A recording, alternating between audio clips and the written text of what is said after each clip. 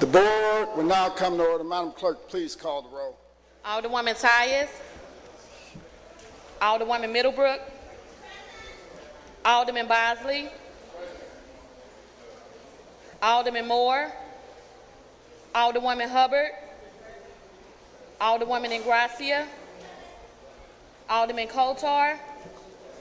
Alderwoman Rice. Alderman Gunther.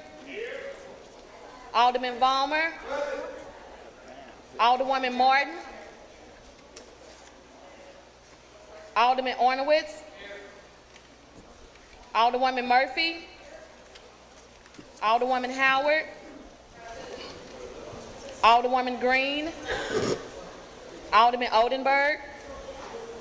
Alderman Rhodey. Alderman Kennedy. Alderwoman Davis. Alderwoman Spencer. Alderman Muhammad. Alderman Boyd.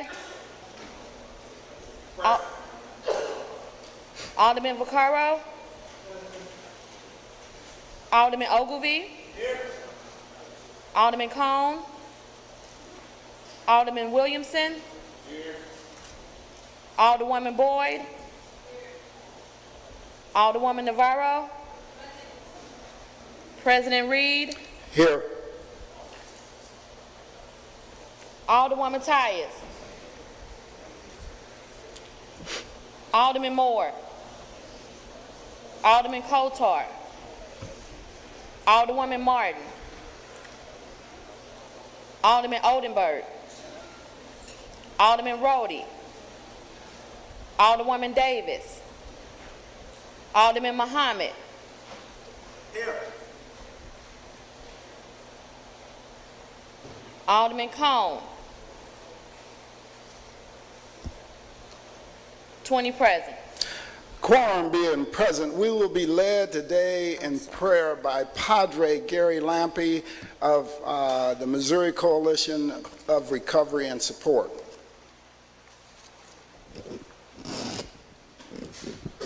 We bow our heads in prayer. In the name of the Father, the Son, and the Holy Spirit. Amen. We agree with the psalmist. This is the day the Lord has made. Let us rejoice and be glad in it. Lord, we, your humble servants, can say that, but there are thousands within our midst who cannot say that because of the addictive tendencies that they have. Lord, you gave us a wonderful creation, and we messed it up by our sin. Send us your Holy Spirit that we would begin anew to renew that creation, beginning with us and then reaching out. Lord Jesus, you are the great physician of soul and body. You are the answer to this problem. Aid us to proclaim that message loud and clear. Come, Lord, Holy Spirit, you are the power source for us to do the work we need to do. Lord, we thank you for the resolution this morning. We thank you for the day tomorrow. But may that day not be just a one-day event. May that day of helping people turn into a springboard that St. Louis would be known as the city who is beginning to conquer the problem of addictive behavior. We are bold to pray in Jesus' name. Amen. Amen. That was a beautiful prayer. Thank you. Let's give the Padre a round of applause. I don't know about you. That was a beautiful prayer. Alderman we was going to spin with our regular order of business, take up our courtesy resolutions calendar. Alderman from the 18th, recognize on the motion for our courtesy resolutions calendar. Mr. President, members of the board, I move for adoption of the courtesy resolution calendar. It's been moved by the Alderman from the 18th, seconded by the Alderman from the 13th, that we take up our courtesy resolutions calendar. Alderman from the 21st, would you like to approach the dais?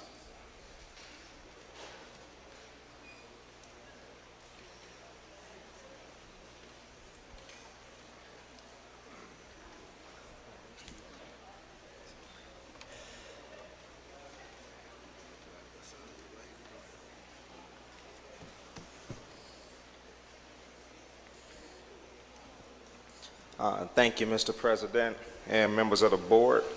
I have a resolution I would like to present to the Missouri Coalition of Recovery Support.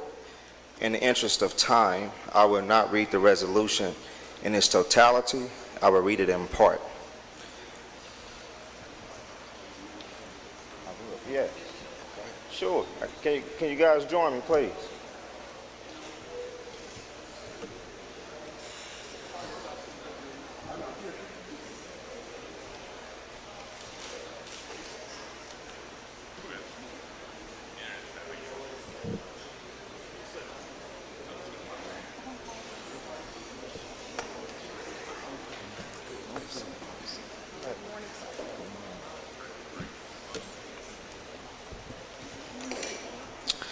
Whereas Missouri Coalition of Recovery Support Providers was established in 2015 to create a voice and representation for faith and community-based recovery support service providers in Missouri. And whereas the coalition exists to identify, unite, mobilize, and empower grassroots recovery support providers that assist individuals in their restoration of self-worth, human dignity, self-respect, life skills, and self-confidence needed for sustained recovery.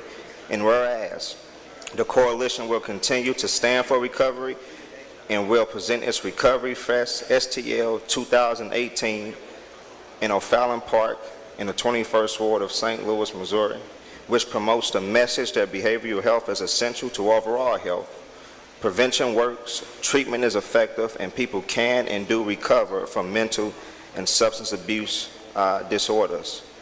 And therefore it be resolved by the Board of Aldermen of the City of St. Louis that we pause in our deliberations to recognize the coalition to increase awareness of behavioral health conditions and support. And this is introduced to, of course, the Missouri Coalition of Recovery Support Providers.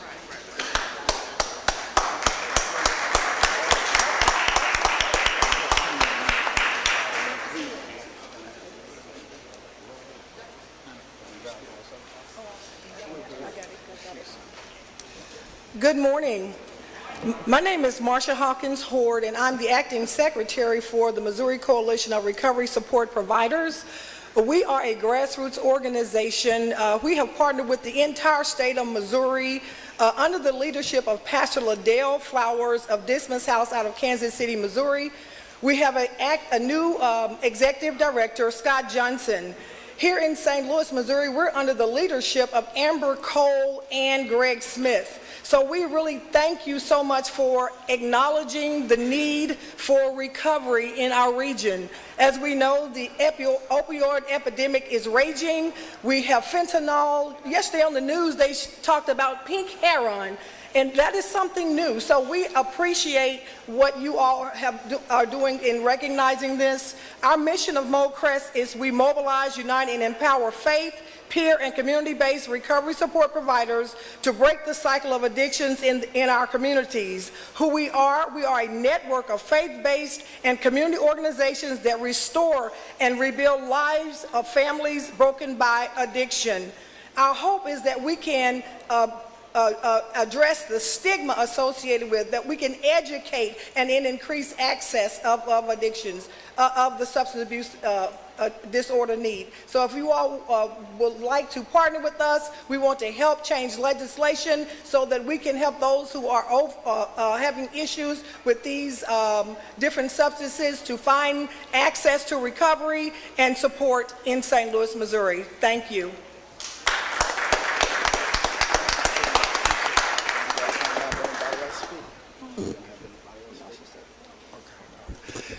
Any further discussion? Any further discussion?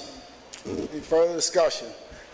Alderwoman from the first. Mr. President, members of the board, I'd like to thank the sponsor and those who are here. Yesterday, as the chair of public employees, I had a meeting with the director of personnel and others as we went about choosing our health care plan and what we're going to change or what we're not going to change. And one of the discussions we had, because we had a several-hour meeting, was about the problems with mental health and also with drug addiction. And I love how compassionate people are about the opioid addiction. But I am equally disgusted and brought it to the people about how people were treated about the crack addiction in African American and minority communities, okay? The names were crack hoes, thugs, and all of these things, but yet when opioid came along, it was in a different community, and it's treated with compassion, which all drug abuse and addiction should be, okay? We even separated out with the crack and the cocaine. We separated out and gave those people who had crack cocaine harsher sentences. And many of our jails are full of young black men about drug convictions that have no business being there. Some of them are marijuana. Last week was the 1-year anniversary of the Shockley verdict. And one of the things that somebody said to me, well, he was a drug dealer. He was supposed to have sold marijuana. Really? We're getting ready to make that legal, but even if he was, that's not a reason to shoot somebody and kill them and take their lives. So I love what you're doing. I appreciate it. I love the sensitivity about opioid, but I want to tell you the difference of who is hooked on drugs makes all the difference in who and how they are treated, how they are treated, because we do not want, everybody does not want to use those names against their children who are dying now, who are addicted, but they thought it was okay to use those names against our children. When I say our children, I don't have any children because all these young black kids are my kids, okay? And so it is hard for me to not take that into account, that we are so compassionate and then so non-compassionate against all those people. And as we go about making these rules, we need to go revisit all of those laws where we have locked people up and filled the jails up. And we need to empty these jails of people with these drug convictions and get them the same kind of help that we are suggesting that should happen with opioid conviction, because no one set race or group is better than the other. And even to treat crack different than cocaine, when crack is like, comes from cocaine, is just totally different. It's stupid. That's what it is, because it's like sugar and sugar cubes. Oh, we're going to hold you responsible, sugar cubes.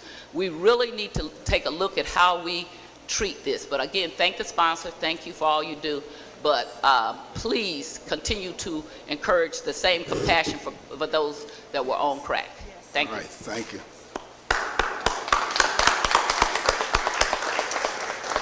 Any further discussion? Any further discussion? Any further discussion? Would you like to introduce the people that are up here? Yes. So again, I want to introduce those who are here who are part of the coalition. We have Father Padre. We have Pastor Kenneth McLean of the Ark of Safety Center. We have Sabrina Horde of the Church Universal. We have Minister Nathaniel Johnson of the St. Louis Community Reentry Program for ex-offenders. So they are here. We have different organizations who do different things. And I would like to invite each and every one of you out to our Recovery Fest tomorrow at O'Fallon Park. It will be from 12 noon to 5 p.m. Come out. We will have resources. We're having vendor booths, and just help us to spread the word and raise the awareness. And we are aware that again, this was once a crime and now it's a crisis, and we acknowledge that wholeheartedly, but we want to help all people overcome substance abuse disorders. Thank you.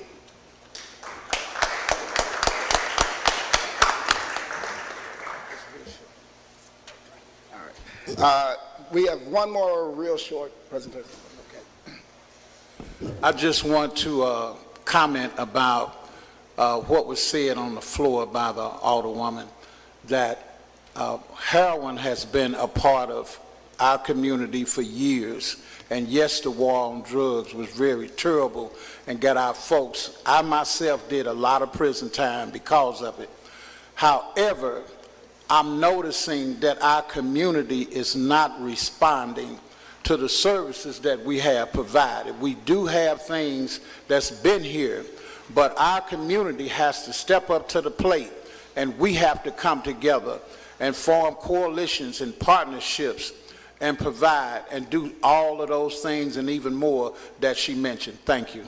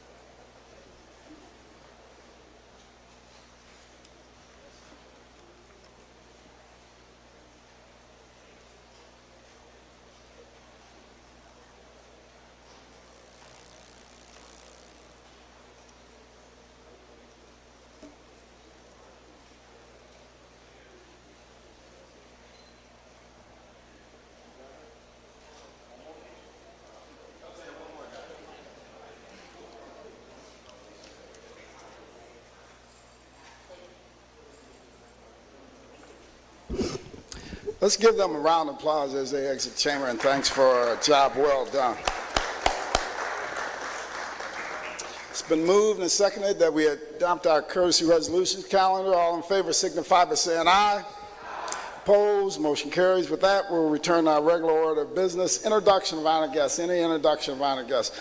Alderman from 13th. Yes, President, members of the board, I'd like to have as my honored guests Jeff Hans and Kevin Haynes from the St. Louis, Kansas City Carpenters Regional Council. Thank you. Welcome, guys. Alderman from 27th. Thank you, Mr. President. I'd like to introduce my honored guest, Mr. Frederick Searcy from Plumbers and Pipe Fitters Union.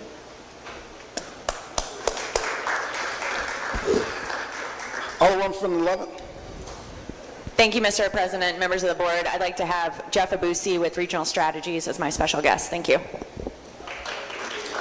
Alderman from the 14th. Good morning, Mr. President and esteemed colleagues. I'd like to have as my honored guests Demetrius Alfred and Nathan Lett from Firefighters Local 73, Claude Brown, Clinton McBride from Laborers Local 110, and Lou Hamilton from Centrex Group. Alderman from 21st. Hey, thank you, Mr. President. Today, for my special guest, I'd like to have Mr. Percy Green III, the Vice President of the Firefighters Institute for Racial Equality. Alderman from 22nd. Good morning. Thank you, Mr. President. Members of the board, I'd like to have several honored guests this morning. Chris Pickle with AT&T, Stephanie Robinson with Ameren, Missouri, who will be leaving us because she got a phenomenal promotion. She'll be helping out the state of Illinois, so congratulations to her. We have Sheila Jones with Ameren, Missouri, as well as Lori Light. Any further introductions? Any further introductions? Alderman from 19th. Thank you, Mr. President and members of the board. I'd like to have as my honored guest Evangelist Frederick James from North Carolina. Oh, welcome. Any further introductions? Any further introductions? Alderman from the 10th, like to wrap us up?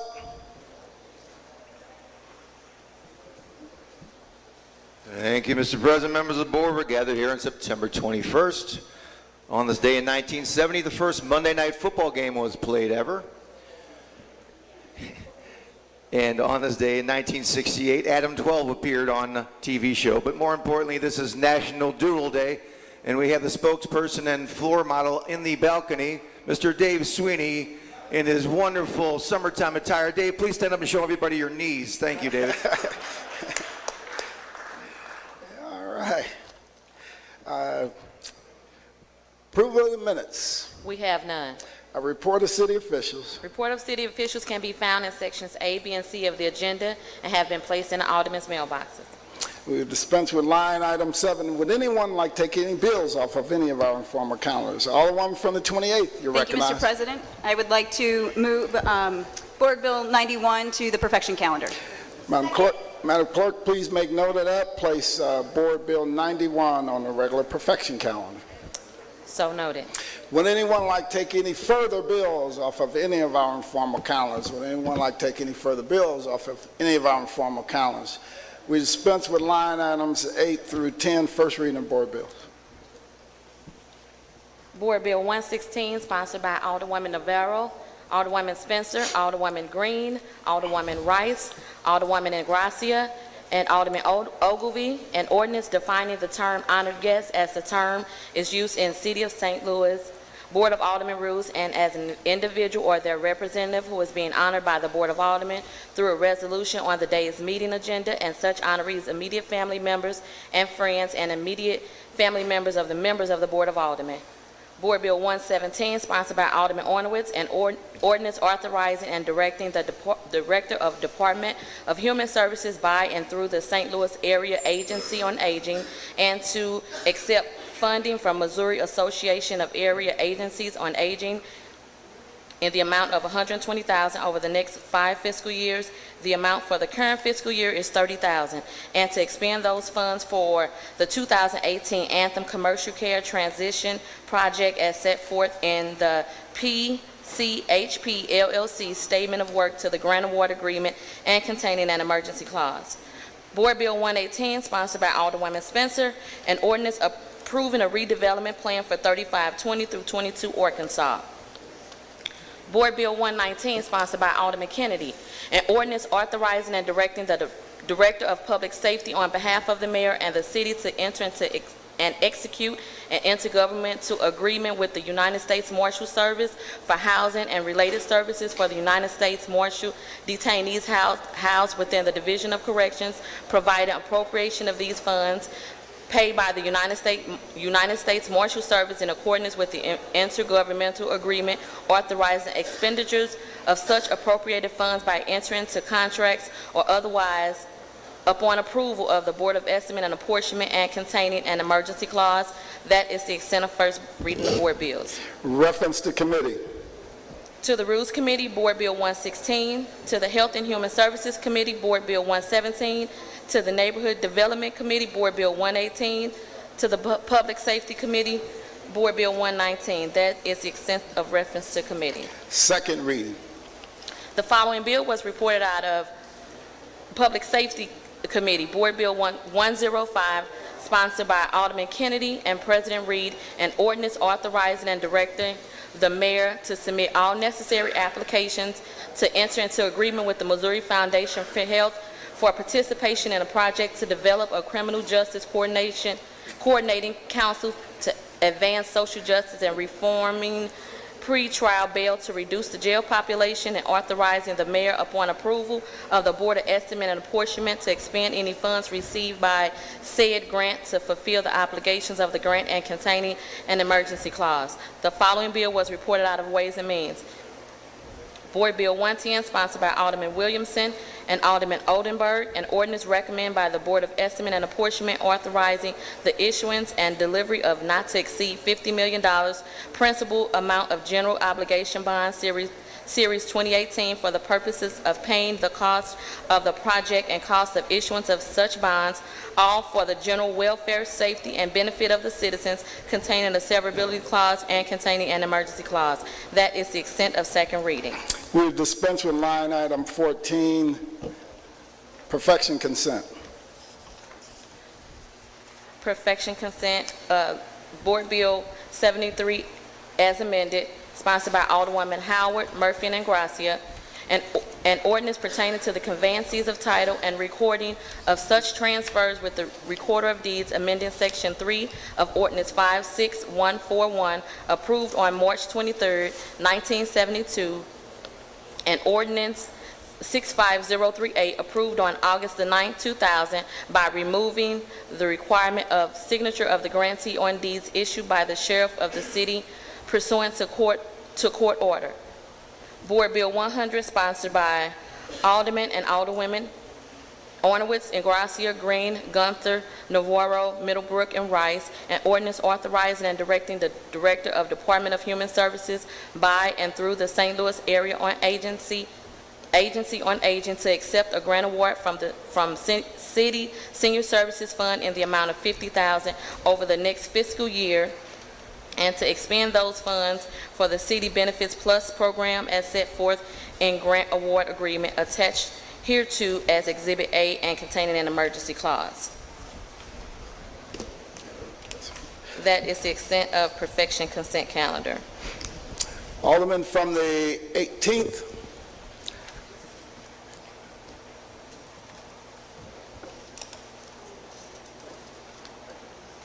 Mr. President, members of the board. Hold on a second. Madam Clerk, did you? We good?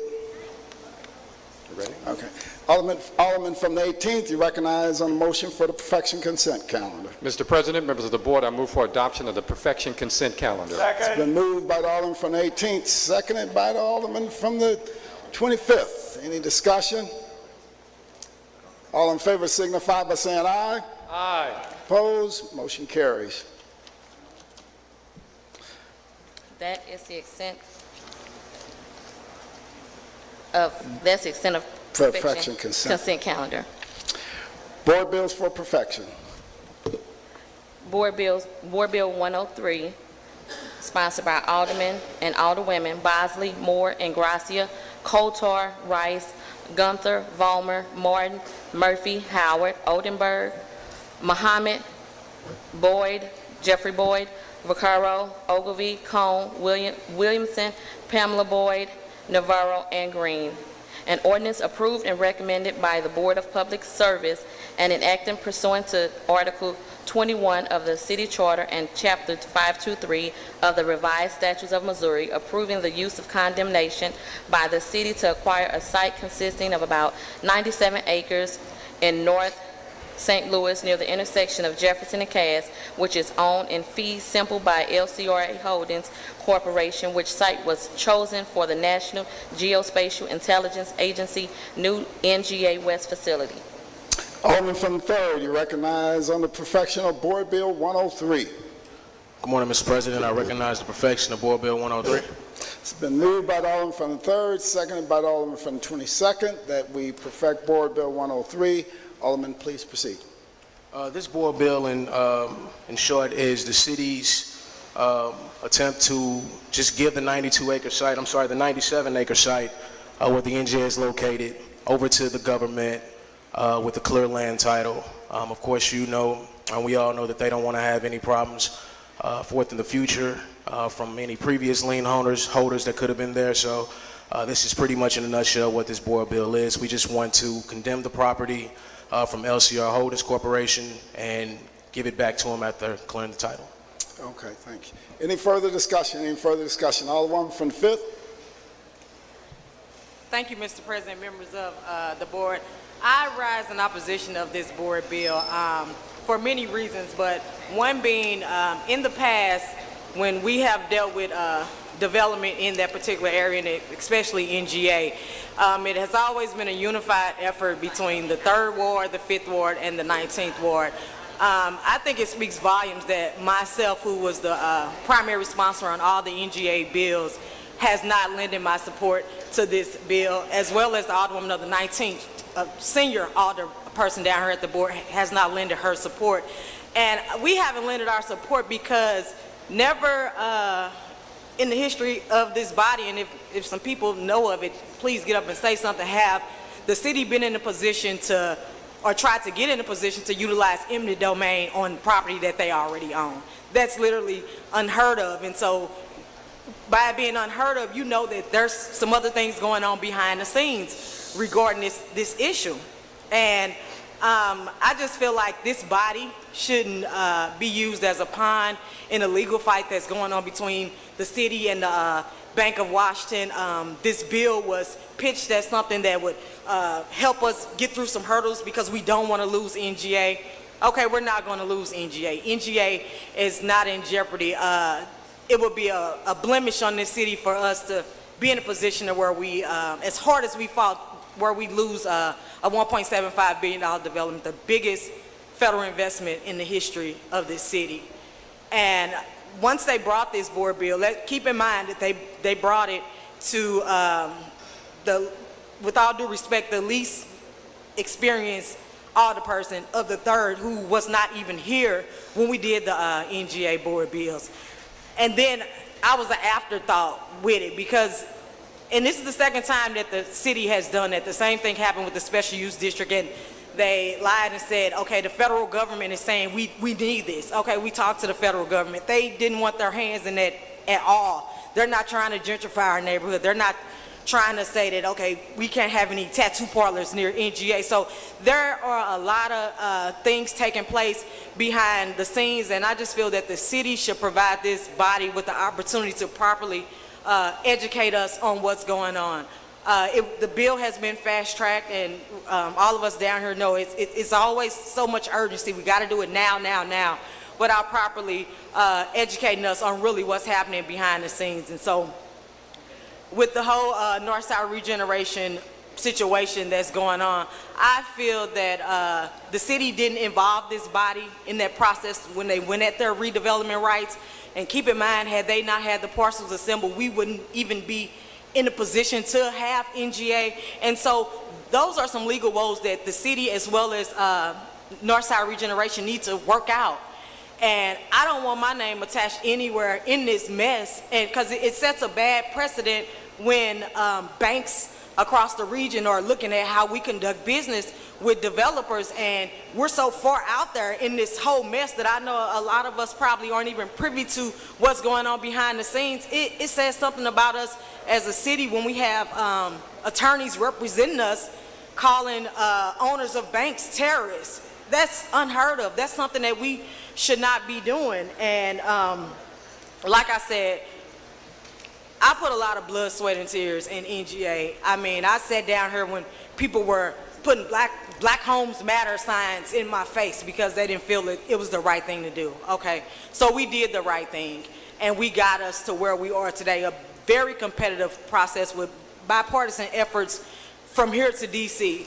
So I just caution us when we make these haste decisions and get involved in stuff that I feel we shouldn't be involved in. And like I said, never in the history of this city have we had to get in position to eminent domain land that we already own.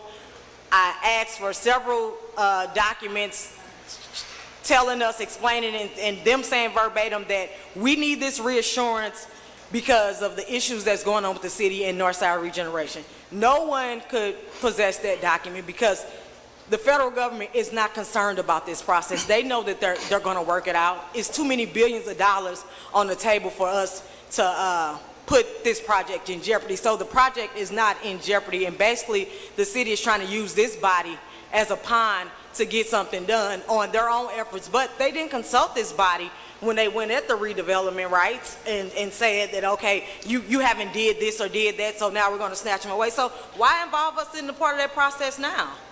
Handle your business. I mean, the region is watching. You know, why muddy the waters and why keep blatantly lying to people saying that, okay, the boogeyman, like the sky is falling, or we're going to lose NGA if we don't hurry up and do this and fast track this. We're right on target for NGA.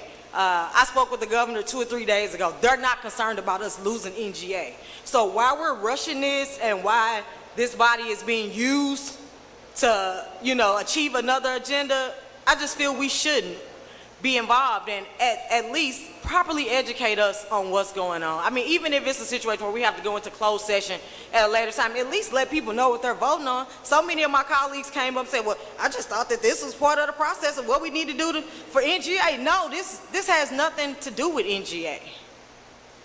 So I just caution everybody about it.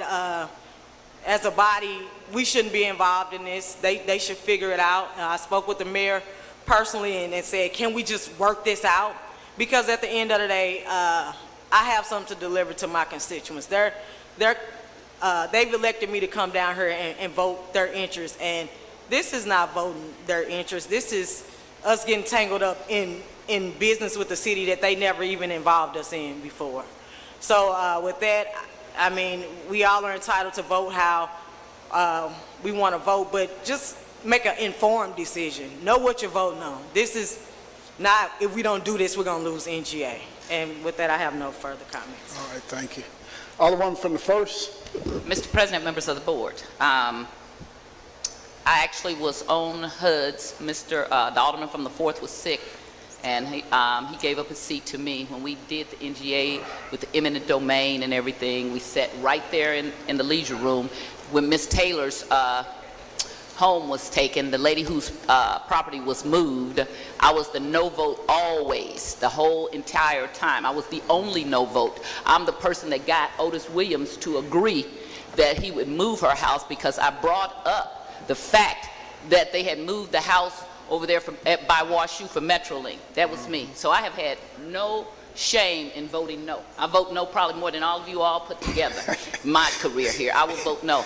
But I also have, and it wasn't because I don't respect the Alderwoman from the 5th, it's because I just didn't agree with the process of what was being done. But I also always made a record that I did not believe ultimately that Mr. Paul McKee was going to be the ultimate developer. I always thought that this was a farce in what was going on. And I said that over and over again.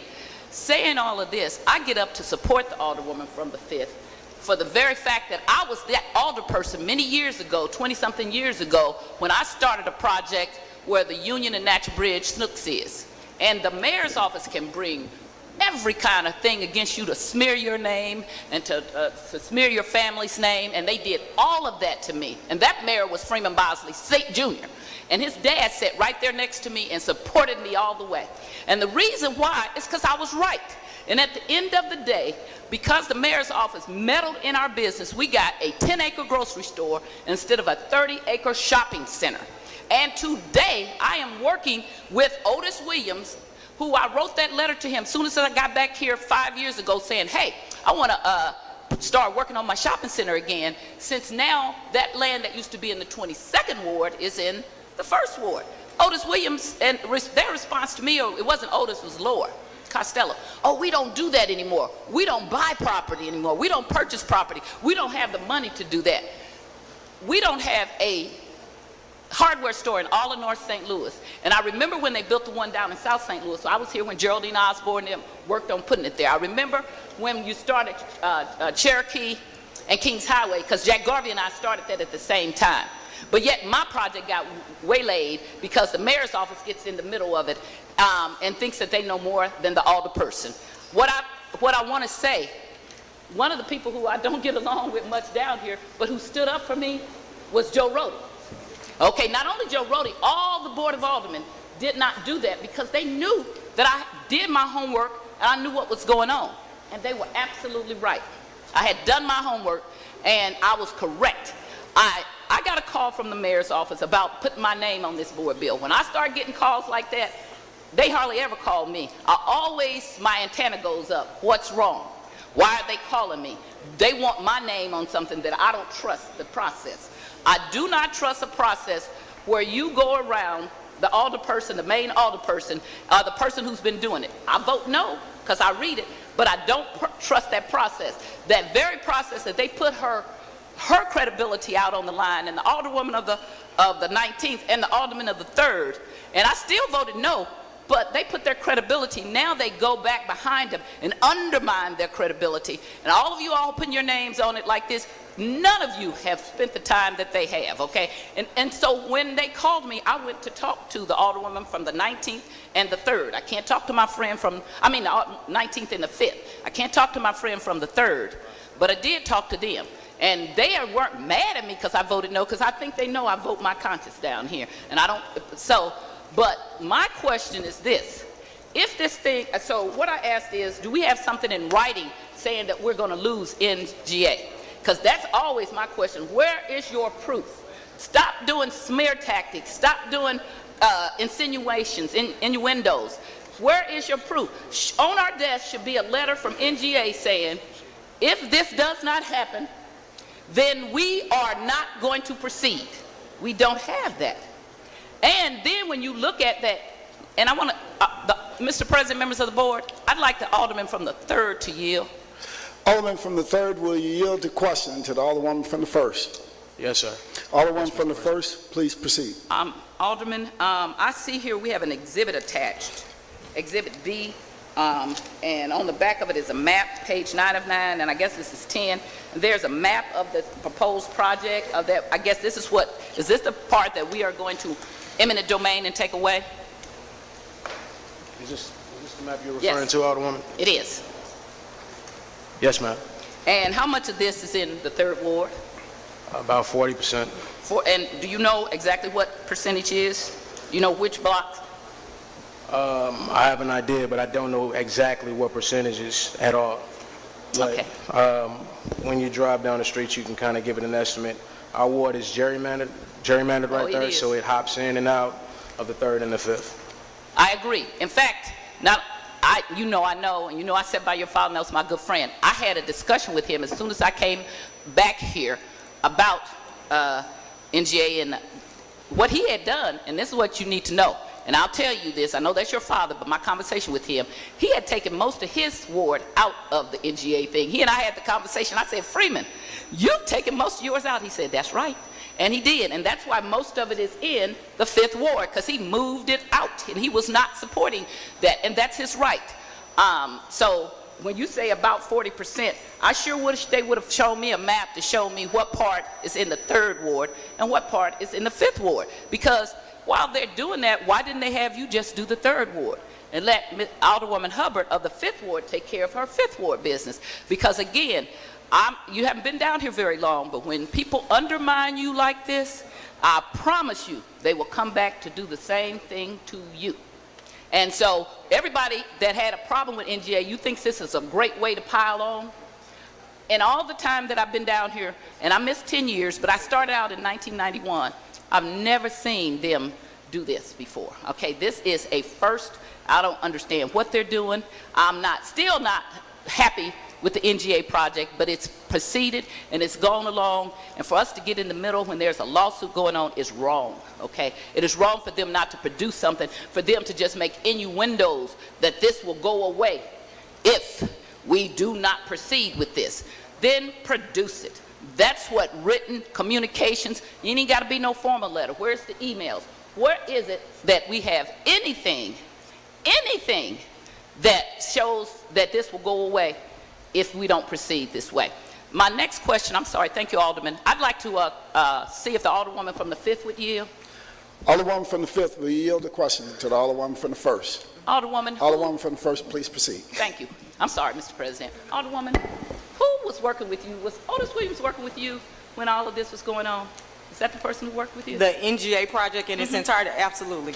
So if this thing is so messed up, now we got Otis Williams undoing his mistakes. Is that what we have going on? That's all right. I don't want to put you on the line. I'll just say it. I'll say it. You don't have to answer because we already know the answer. If this is a messed up deal, then we always complain about the police investigating themselves. If this was messed up like this, and Otis Williams was in charge of it, why is he in charge of undoing it? Because if I messed it up, I'm going to cover up what I messed up, okay? So this doesn't make any sense. This is all the more reason why we should have an above board, in writing, process about what is going on. Don't call me on the phone. I can read as well as the former alderman from the 8th. I have a law degree just like he does. If you want to convince me, you got to give me something in writing that shows what you're saying is correct, and you all know that. If you don't, you're not getting me. Nothing that they've shown me, and I'm the original no vote, that will make me now say, oh, well, this can't happen, okay? I don't believe them, and I will tell them, come with it next, put it on the informal calendar, bring it here, or separate this out, do the 3rd ward, take the 5th ward out, and let her be the Alderwoman of the 5th.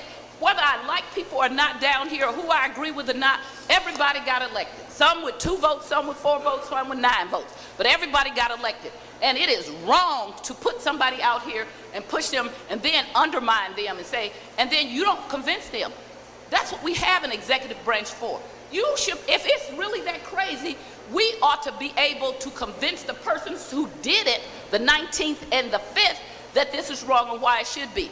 When you come and get somebody, no disrespect for the alderman from the 3rd, because I've known him since when he's been a little boy, okay? But when you come and get somebody who just got here, and all the people who've not been through the machinations, then you do not, you may think you do, you don't keep your eye on the prize, and you don't keep abreast of everything that's going on. So you don't know what's going on. And I challenge each of you all, when you do this, look for it to come to your ward, look for them to do the same thing, look for them to undermine you, and I challenge you to make sure that they give you something in writing. Just do not put your names on things and agree and accept, because the mayor's office is wrong more often than they're right. I've been through 6 mayors, and I tell you, they don't tell the truth. They just look for allies, okay? We're the checks and balances. So we should be able to have hearings, and we should be able to have something that we know for sure. And if we do not know for sure, it is not enough to undermine and smear the Hubbard's name. And as I said before, I have voted no, but they have not convinced me. And I am the person who will read every daggum thing you give me. And if I don't know, I will read it 5, 10, 15 times and ask 1,000 questions. Something's wrong with this, and it is wrong to do this. And for that reason alone, I don't believe them, and they haven't produced any proof. Not one smidgen of written proof that this thing will go away. I am not supporting this. This is a bunch of madness. Hey, thank you, Alderwoman. Alderwoman from the 19th. Mr. President, members of the board, my comments are not about NGA. My comments are about me having this executive body give me respect. That's what I want to talk about. You see, everybody knows my position when it comes to the entity of Paul McKee. You've heard it. My life was threatened with it in the car accident, going to testify against him in Jefferson City. And with my beat up body, I left the hospital and still went up there and spent 3 days hurting with ice bags on me. That's how much I knew that that wasn't the right development rights to be given anybody, nor land assemblage in Jefferson City. I knew early on that he was doing this process wrong, that there was no way he would ever be able to develop anything because he was going in a hole every day. But when NGA did come up, I know what's best for my city. And that's why I took the role of supporting the alderwoman from the 5th Ward to make sure that this city kept those 3,000 plus jobs, had the ability to have a new facility down here, and also have the opportunity for many new jobs, most especially in construction. Had nothing to do with the entity, because the entity had already screwed me up because I still had parcels in his development right area. So I'm already in trouble, okay? But what I'm saying today is I wasn't told that they were going to take his development rights away. I'm in the process of doing 3 major projects that now I can't move on that would be good for the citizens of the city of St. Louis. I also know that we weren't given any kind of forewarning that there was a problem here, and most especially those of us who are right in the midst of all of this. So I just want some respect. That's all I want. I give it to everybody else. I work hard every day. I support anybody's projects that make sense and or is good for the city as a whole. I don't play some of those other games down here. You all know that, and I stay out of it. But this is just messy, okay? That's the best word I can use. And I've shared this with the mayor's office. I've shared it with those who needed to know it. But we cannot continue to operate this way. Do you know how bad we look? I had another person who had he brought in 15 people. He had a list of all these, the alderwoman from the 6th Ward was there. And developers don't want to be in mess like this. And they have questions about, is this how you operate? What can I expect from you? So you have to, first of all, respect us, inform us in a timely manner. You got to get our opinions. I mean, you don't have carte blanche all the time. You think you do, but you still got to come back here. Because if you need law, you got to come back here. And so I'm asking for that to happen. I've seen nothing that indicates from NGA that this is required, but if you believe you need it, then you move forward. But at the end of the day, just give me a little respect. That's all I need. I don't need anything else. If you can't do that, then why are we even down here trying to do anything? Because you see, in corporate America, a move like this, somebody has to go. Somebody would have to go. They would have been gone off the payroll. But we are not. We're in messy politics. So we shall move forward today. Actually, I was at a loss for words at first. Then I got mad. And then I became complacent. And because every time somebody new came from the executive body to talk to me, you want to rev me up, and I don't need to be mad. I got too much work to do. I don't need to be angry. And I got a long way to go to complete that I have on my plate. And so I probably somehow will not be looked upon as favorably as I would like to be based on this, but I just had to say it because my public has to know why my name is not on this bill. My public has to know that. And the only way I can make sure is they can click on it and hear it coming out of my mouth on this floor. And I have nothing against the alderman from the 3rd Ward, because at the end of the day, he has to do what he thinks is best for his ward. But I believe that they did him a misjustice by not sharing with him the protocol and procedure that we normally use here at the Board of Aldermen, and have him sit with the alderperson from the 5th while they were discussing this, and then they both could make their individual decisions. But that wasn't handled properly. It should have, again, it's all about the respect. And so I have no need to not move forward. NGA is going to move forward. We're not in fear of losing it. You condemning property that you already own that has clear title, y'all figure that out. Ask somebody in real estate. But at the end of the day, my feelings are hurt. I need respect. Thank you, Mr. President. All right, thank you. Any further discussion? Alderman from the 22nd. Thank you, Mr. President, members of the board.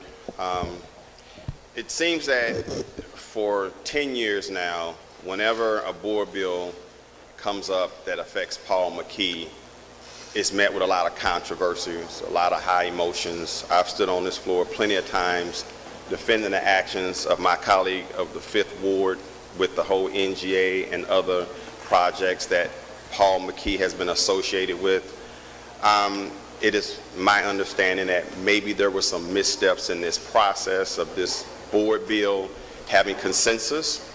So I can, maybe we can all agree with that. But at the end of the day, I think facts matter.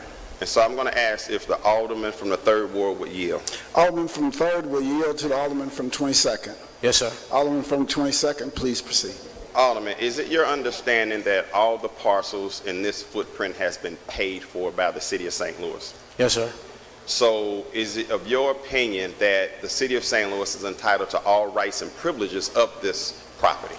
Yes, sir. Thank you. I would like to ask if the alderman from the 5th Ward would yield, Mr. President. Yes.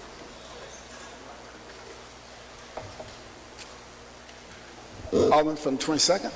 Alderman from 5th, will you yield the questions? Yes, Alderman from 22nd. Please proceed, Alderman from 22nd. Alderwoman, is it your understanding that all the parcels in this footprint has been paid for by the city of St. Louis? That's my understanding. Okay. Are you of the opinion that the city of St. Louis is entitled to all rights and privileges of the parcels? That's my understanding of it. Thank you. I would like, Mr. President, if the alderwoman for the 19th would yield for questions. Alderman from the 19th Alderwoman from the 19th will yield for questioning to the alderman from the 22nd. Alderwoman from the 19th will yield for questions to the alderman from the 22nd. Yes. Alderman from the 22nd, please proceed. Yes. Alderwoman, are you of the opinion that all the parcels in this footprint has been paid for by the city of St. Louis? Paid for and clear title. Okay, and so are you of the opinion that the city of St. Louis is entitled to all rights and privileges of these parcels in this footprint? Yes. Okay, thank you. So the alderwomen that share this footprint all agree. That's one thing that we can agree on, that the city of St. Louis has paid good money for all the parcels in this footprint and is entitled to all rights and privileges. That brings us to a point of potential cloud title. Now, I've heard something about redevelopment plans, redevelopment rights, which has absolutely nothing, unless I can be corrected, to do with this board bill that is before us. I understand that taking somebody's redevelopment rights can cause animosity, enemies, hurt feelings, and all of that, but that has nothing to do with this board bill. Now, people say, well, I haven't seen this from the federal government, I don't know what's going on, and it sounds like it's just backroom chatter. So, because I like facts, I'm going to read an email that was sent to Mayor Lyda Crewson on September the 4th from Ann Wright of the U.S. Army Civil Engineers. Actually, it was sent to Mr. Bush. the city councilor.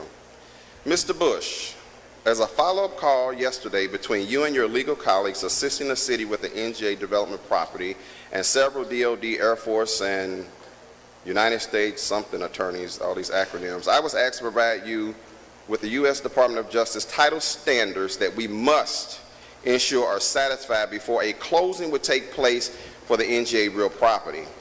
The DOJ standards are publicly available and can be found at such and such website. Section 6.1 provides the standards to determine sufficiency of title for a federal acquisition of real property. DOJ requires that title must be clear of material defects and it must allow use of the property for the purpose intended by the acquiring agency. Outstanding rights, liens, or claims that might adversely affect or possibly defeat the government's title or cause losses to the United States must be eliminated prior to approval of title. As a general rule, real property title approval is provided by the DOJ attorneys who handle land transactions unless an agency has been delegated approval authority by the DOJ. Authority to approve clear title has been delegated to certain real property attorneys. This does not include authority to waive title defects. It is important to the United States Government Council that we adhere strictly to the DOJ's title standards and only approve title that is unequivocally clear and has no known asserted claims, liens, or defects. Asserted claims is key. Now I'll just put that in there. With regard to the property that has been designated for the location of the new NGA facility, we are not looking for a way to get around the DOJ clear title standard. We have been able to determine the title was clear and without any known liens in order to approve title for closing. There are so many complications to the NGA project. We hope to avoid any additional title questions that may add to the complications. As you and your colleagues stated yesterday, the city condemnation action provides a process to resolve the asserted claims on the designated real property. Once the process is completed and all asserted claims are cleared, we should be able to proceed with the remainder of the title review. We look forward to working with you and your staff to work through the rest of the process to get the closing. If you have any additional questions, feel free to contact me. Thank you for taking the time to consider and address our concerns. Ann Wright, attorney for the Office of Chief Counsel for the U.S. Army Corps of Engineers. So it's clear that the federal government has potential issue with there may be a cloud on the title. And it's my understanding that the Bank of Washington, which owned a lot of the property in that particular area, is in court right now trying to claw back rights to the parcels. That would be an impediment to progress. In my mind, and I'm speaking for Jeffrey Boyd and people that I represent, we don't have time for that. We have a fiduciary responsibility to the city of St. Louis, notwithstanding what ward a project is in, because it impacts the whole city of St. Louis at the end of the day. This is not to be disrespectful to any particular alderperson, no matter whose ward certain parcels of property it is. This is about doing the business of the city of St. Louis and looking at the basic facts. The city of St. Louis has all rights and privileges to condemn or exercise eminent domain on its own property. By exercising eminent domain on its own property, it wipes out and clears up any potential liens that may come forth in the future from something that was done 50 years ago. So here is where we are. That is how it's been explained to me. That is what the writings I've read suggest, and I'm in full support. Again, I have stood here and debated fiercely on behalf of my colleague from the 5th, and I will stand and debate and support my colleague of the 3rd. Thank you. All right, thank you. Any further discussion?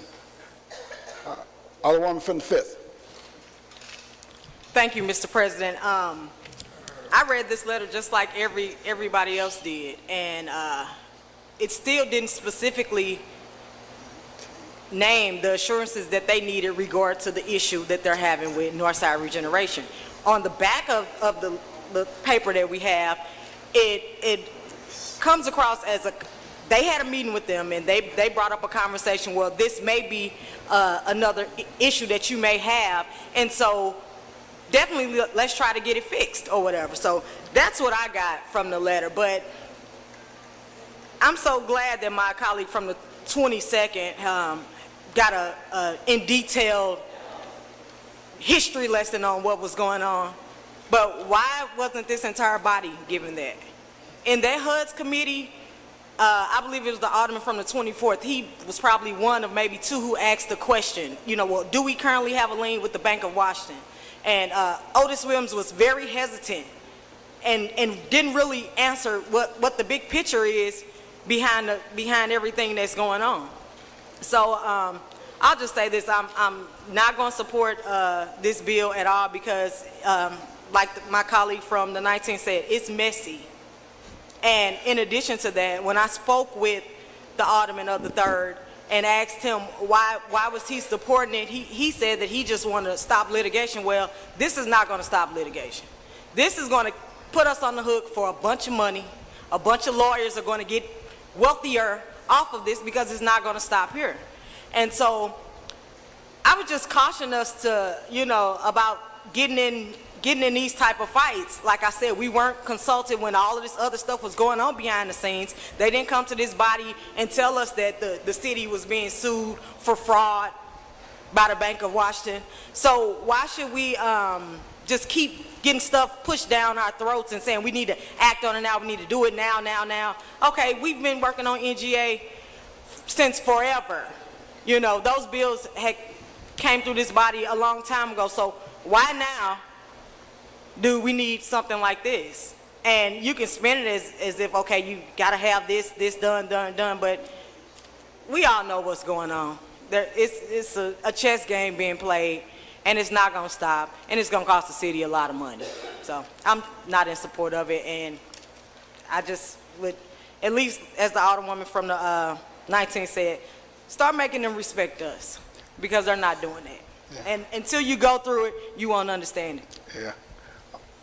Alderman from the 1st. Mr. President, members of the board, I'd like the alderman from the 22nd to yield. Alderman from the 22nd will yield to the alderman from the 1st. Yes. Alderman from the 1st, please proceed. Alderman, you said you were given a detailed explanation, because I believe your words that as was told to you, this is the way it was explained to you. Is that what you said in your explanation of why you were supporting it? Yes. Did you actually read this document that they're referring to in this email? No, I did not. So then you can only go on what was told to you, not what you actually read.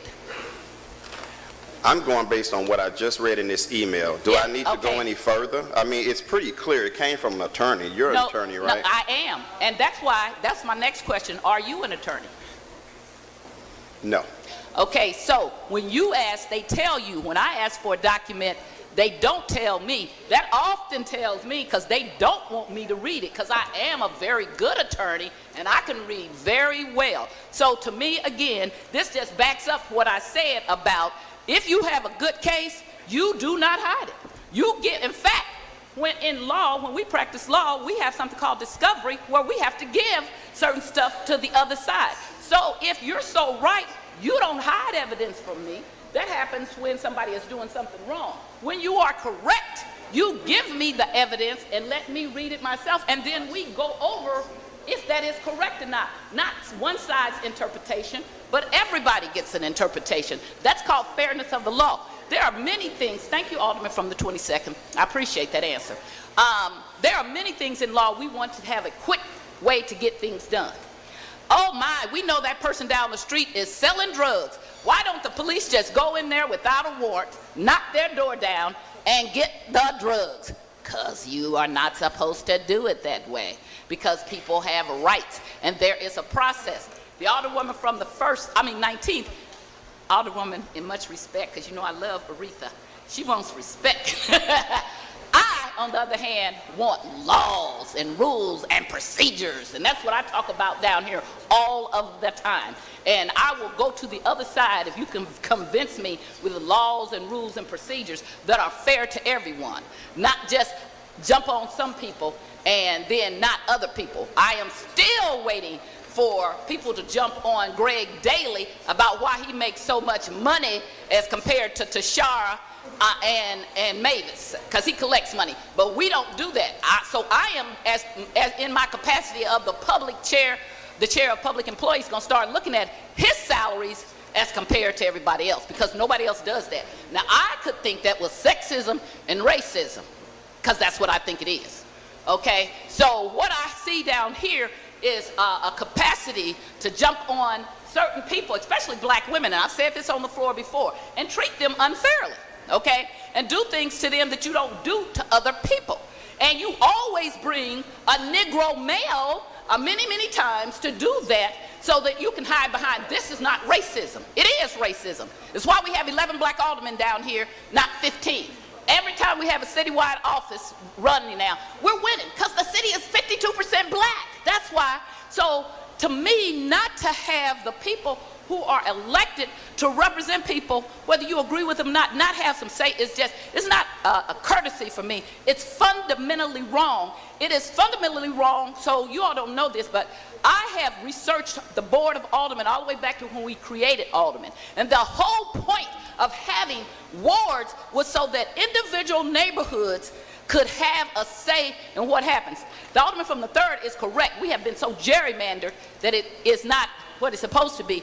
But it was so that people of differences could have an opinion about this city.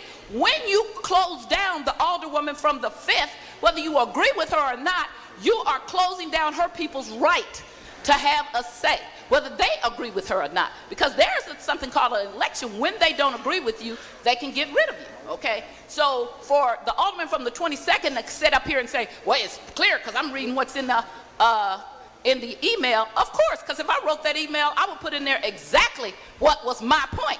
But I wouldn't put those other 74 pages because, of course, you know, while y'all were talking, I went on my trusty little iPad and looked up this document, and it's 74 pages. So you can always pick something out of a document that says what you want to when it's all of those pages. But why didn't you provide that evidence to me? Give me a chance to digest it and read it. Give others of you who are lawyer on this board a chance to digest it and read it and come to a reasonable conclusion. And what I said to the former alderman from the 8th is, Stephen, you know me, I voted no all the time. If it's something that's right, I'll be with it.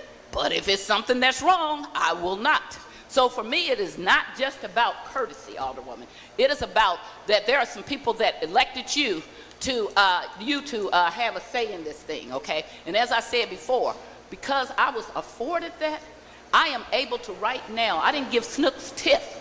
They wanted TIF, I didn't give it to them. And they built without it 6 months later, okay? In fact, it was 3 months they broke ground. But I went through 2 or 3 months of people 2 or 3 years of people smearing my name, saying things that were not true. And they own the press, so they can put it out there.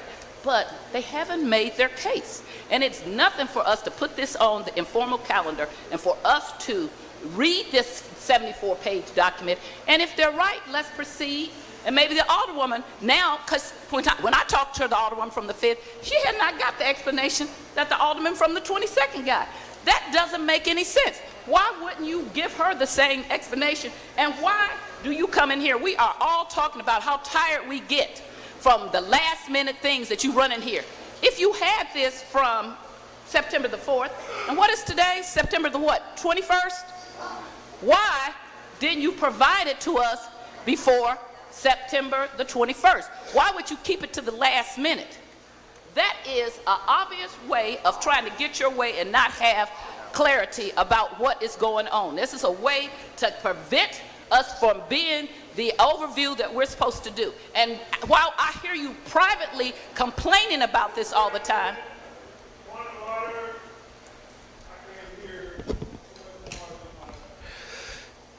please, everybody, please hold it down.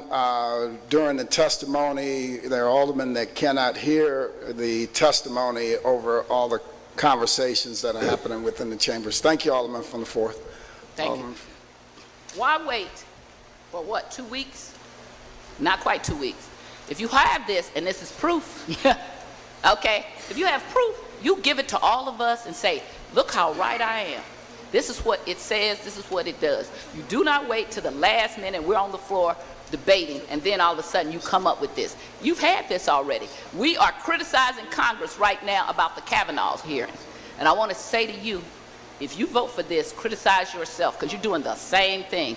Because although we might want clear title, we don't know what this document says. And I would suggest to every lawyer down here that you not go, unless you've read it already, about what somebody has explained to you. What we learned in law school was to read it yourself. And then because otherwise, if just one lawyer told you something, why would we have opposing counsel? We would just have all the people on one side doing the same thing. This is wrong. This is not good legislation. This is not the way it should be, not because it's just in the Fifth Ward, but because she should have been given an opportunity to question it as long as she wanted to. And we all should have been able to have this and have that document, not just tell us where we could go to it, print it out, put it in our boxes. Why are we getting it now? Doesn't that make you suspect? Doesn't that make you want to question and at least read the document and see what's going on? This is wrong. I will be opposing it, and I am asking for a roll call.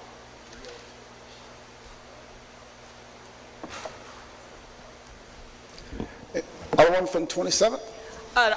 Alderman from the 3rd, would you yield the questions, please? Alderman from 3rd will yield the question to the Alderman from 27th. Yes, ma'am. Please proceed, Alderman. The question I'm asking, first I wanted to clarify, this email started out August 24th. It wasn't September the 4th, so that's clarity there. But the next question I want to ask, is it a way that you could look at sending it back to HUDs for us to review it and talk as a HUD committee, and the Alderwoman from the 5th is on that committee, and then she could have her input and we can work it out together?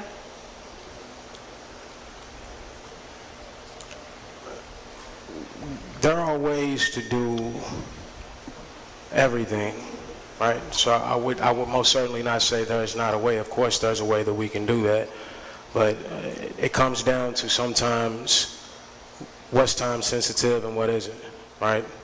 So we've had a lot of people get up and stand there today and talk about the threats of this or the threats of that, but the core threat is the recension on the actual NGA site. So when it comes down to all of this and everybody's thinking about the right now, I'm not thinking about today or next week or the week after. I'm thinking about 6 months from now, 9 months from now. Where will we be in this process? How long can people hold up the process, given that they do have a stake in all of this also? We all have a stake in all of this. So there has not been communications on all parties since I've been elected. I've sat down, I've talked to Paul McKee, I've talked to the mayor's office, I've asked questions on why cannot they come together and have a conversation, right? The response that I've gotten even from, the response that I've gotten is that can't happen. That's why I'm not gonna say which party said which, but the response that I've gotten is that can't happen. That's a naive way of thinking, verbatim. So when you hear things like that, and me being in the position that I am and just trying to bring people together for the betterment of the city, and understanding that we all are divided in our own little wards. We all are trying to figure out what to do in our particular area to get it up to wherever it is we want to be. But the city as a whole, I think, has been losing because we have not been looking at the city as a whole on what we collectively want to do to move an entire agenda forward, which is why things are the way that they are right now. Nobody's communicating. You got departments not communicating. You got developers not communicating with people in the ward, with all the people. There's a lot going on, I think, that hasn't been cleaned up in a long time. So yes, it's messy. It was messy before I got here. It was messy before a lot of people in the Board of Aldermen right now, the longest person that's been there. It was messy before then. This city has been, I think, on a certain type of path for a long time. And we are all cleaning up the pieces from all of the mistakes that were made in the past. You new, I'm new, people that have been here for 30 years. Ask them if they made mistakes before. We are going to make mistakes. There's people in jail right now because somebody made a mistake. 10 years from now, there'll be mistakes being made in government. We are always making mistakes. We try to minimize those mistakes and maximize on our endeavors that we try to put forth to bring people, to bring the city to where we want it to be. So am I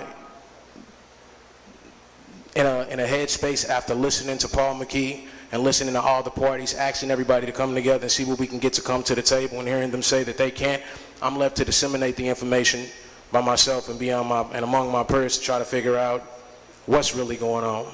So like we said, you got all these backdoor conversations going on. You got this person saying one thing, that person saying another, this organization saying this organization saying another.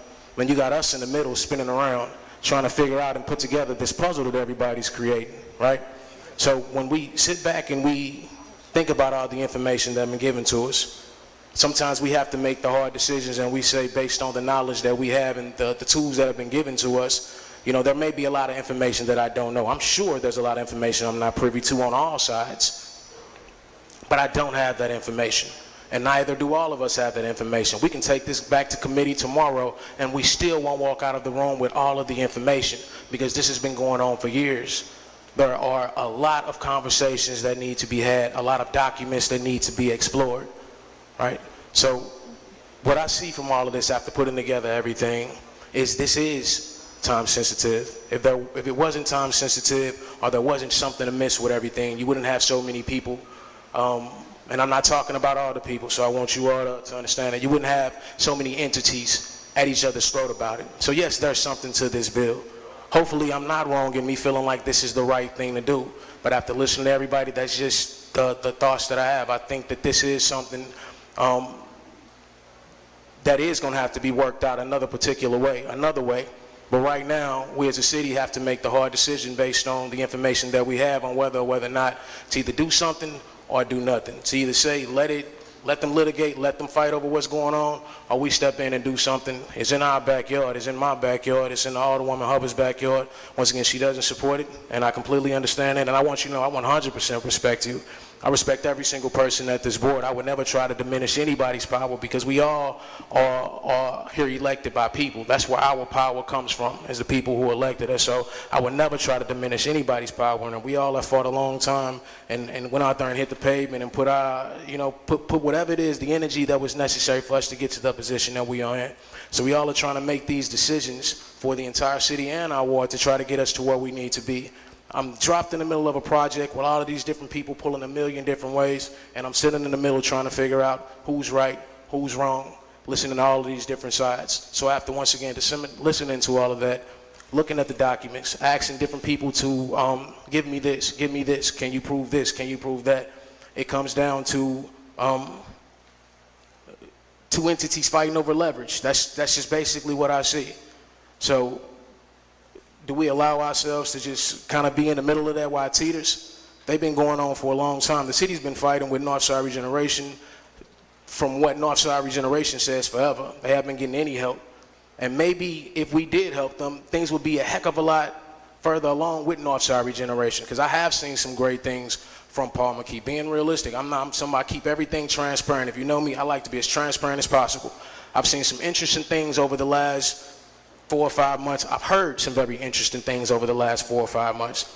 So once again, I'm learning about all of these things. Paul McKee's building a gas station. I walked inside about a week and a half ago, and I sat down with him once again right after this board bill came out, because I wanted to talk to him at the same time. I like to listen to all sides of the story so I can really make sure that when I sleep at night or when I put my head down, I feel like this is done a particular way and I feel good about it. It's not about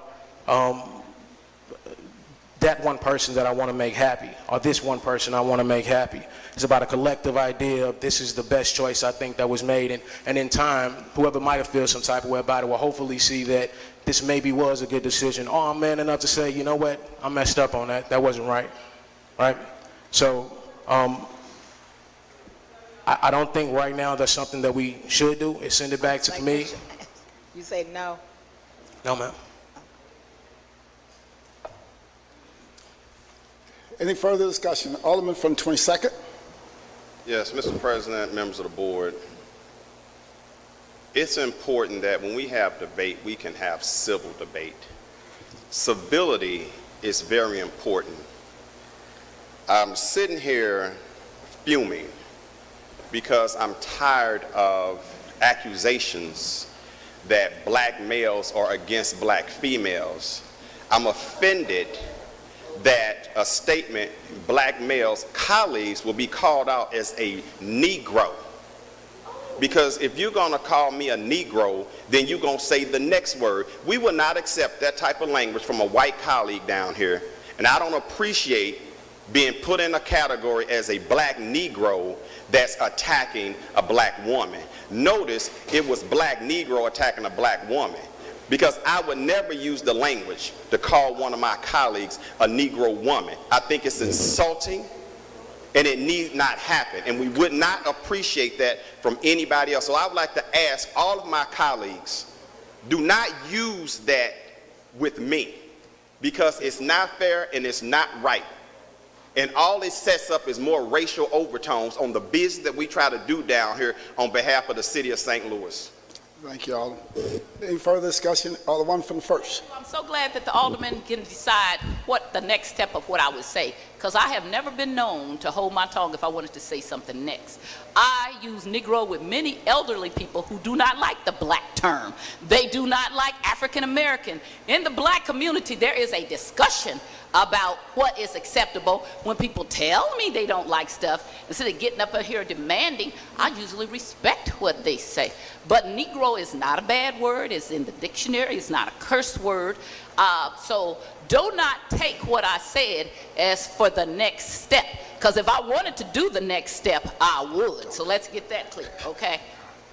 You do not have to understand or try to make up what I was going to say, because I said what I wanted to say and nothing more. If the alderwoman from the 5th would yield, please, because I was going to ask the alderman from the 22nd, but I'm just going to leave. Alderman from the 5th will yield the question to the alderman from the 1st. Yes. Alderman from the 1st, please proceed. Alderwoman, and you may not know this, but you're not handling the bill. Is there some kind of time restraint that we have to get this stuff done today? Do you know?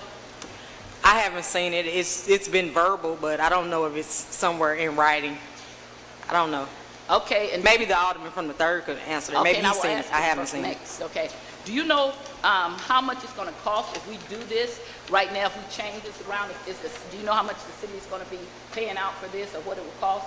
I have no idea, but I do know that it's definitely going to be challenging. We're going to be in court, and we're going to have to spend a lot in legal fees. That would be the fees that we don't have to cut grass and tear buildings down? Absolutely. Okay.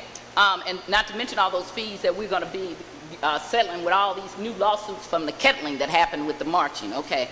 Now, the alderman from the 22nd talked about the cloudy title.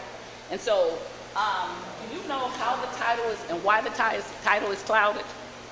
I have no idea. Because one of the things in 6.1, because I haven't read through all of it, it talks about in this document that there are some cloudy titles that they will accept.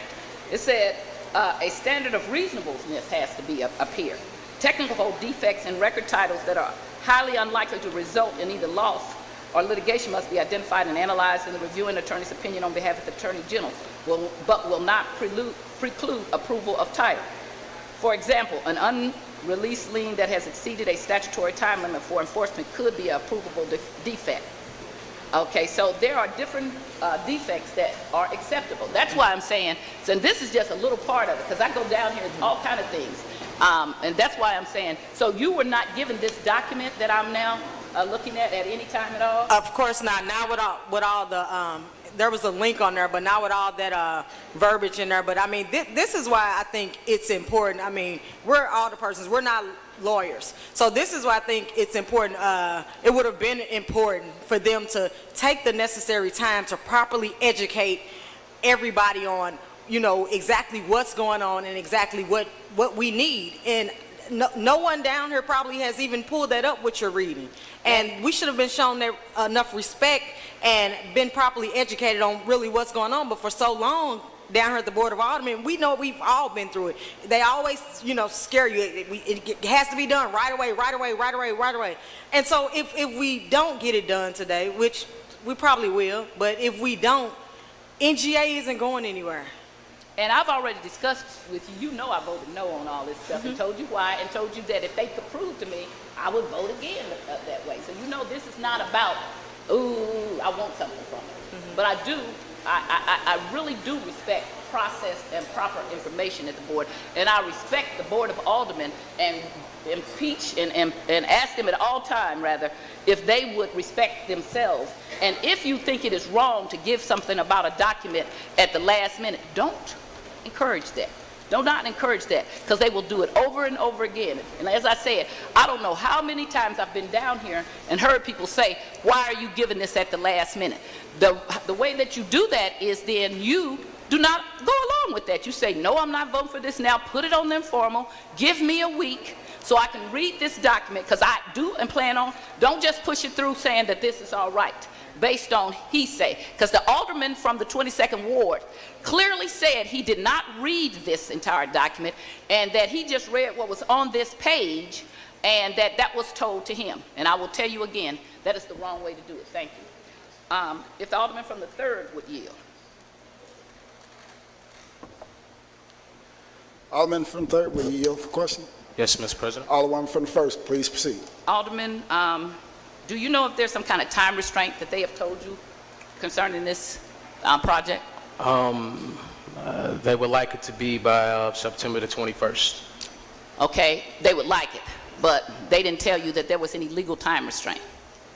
Well, yes, there is a legal time restraint based on the way that we handle condemned property. I think it's a 60-day period, something before we can actually transfer the land. Don't quote me on the actual time frame, but there is a time frame within which we have to do it the correct way for it to be legal. And where is that in writing, the 60-day period to transfer land? It is in writing. I'd have to get that information for you. It's not necessarily from the NGA, but it's a standard state law.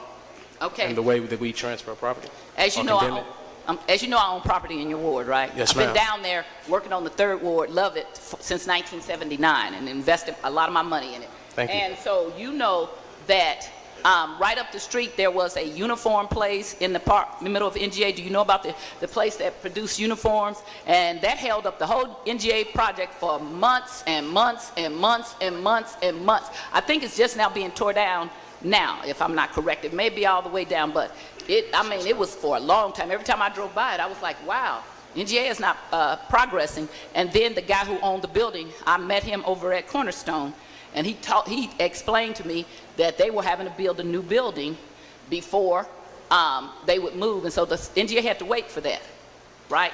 So although we had all this rush, we sat for almost a year while a new building was built.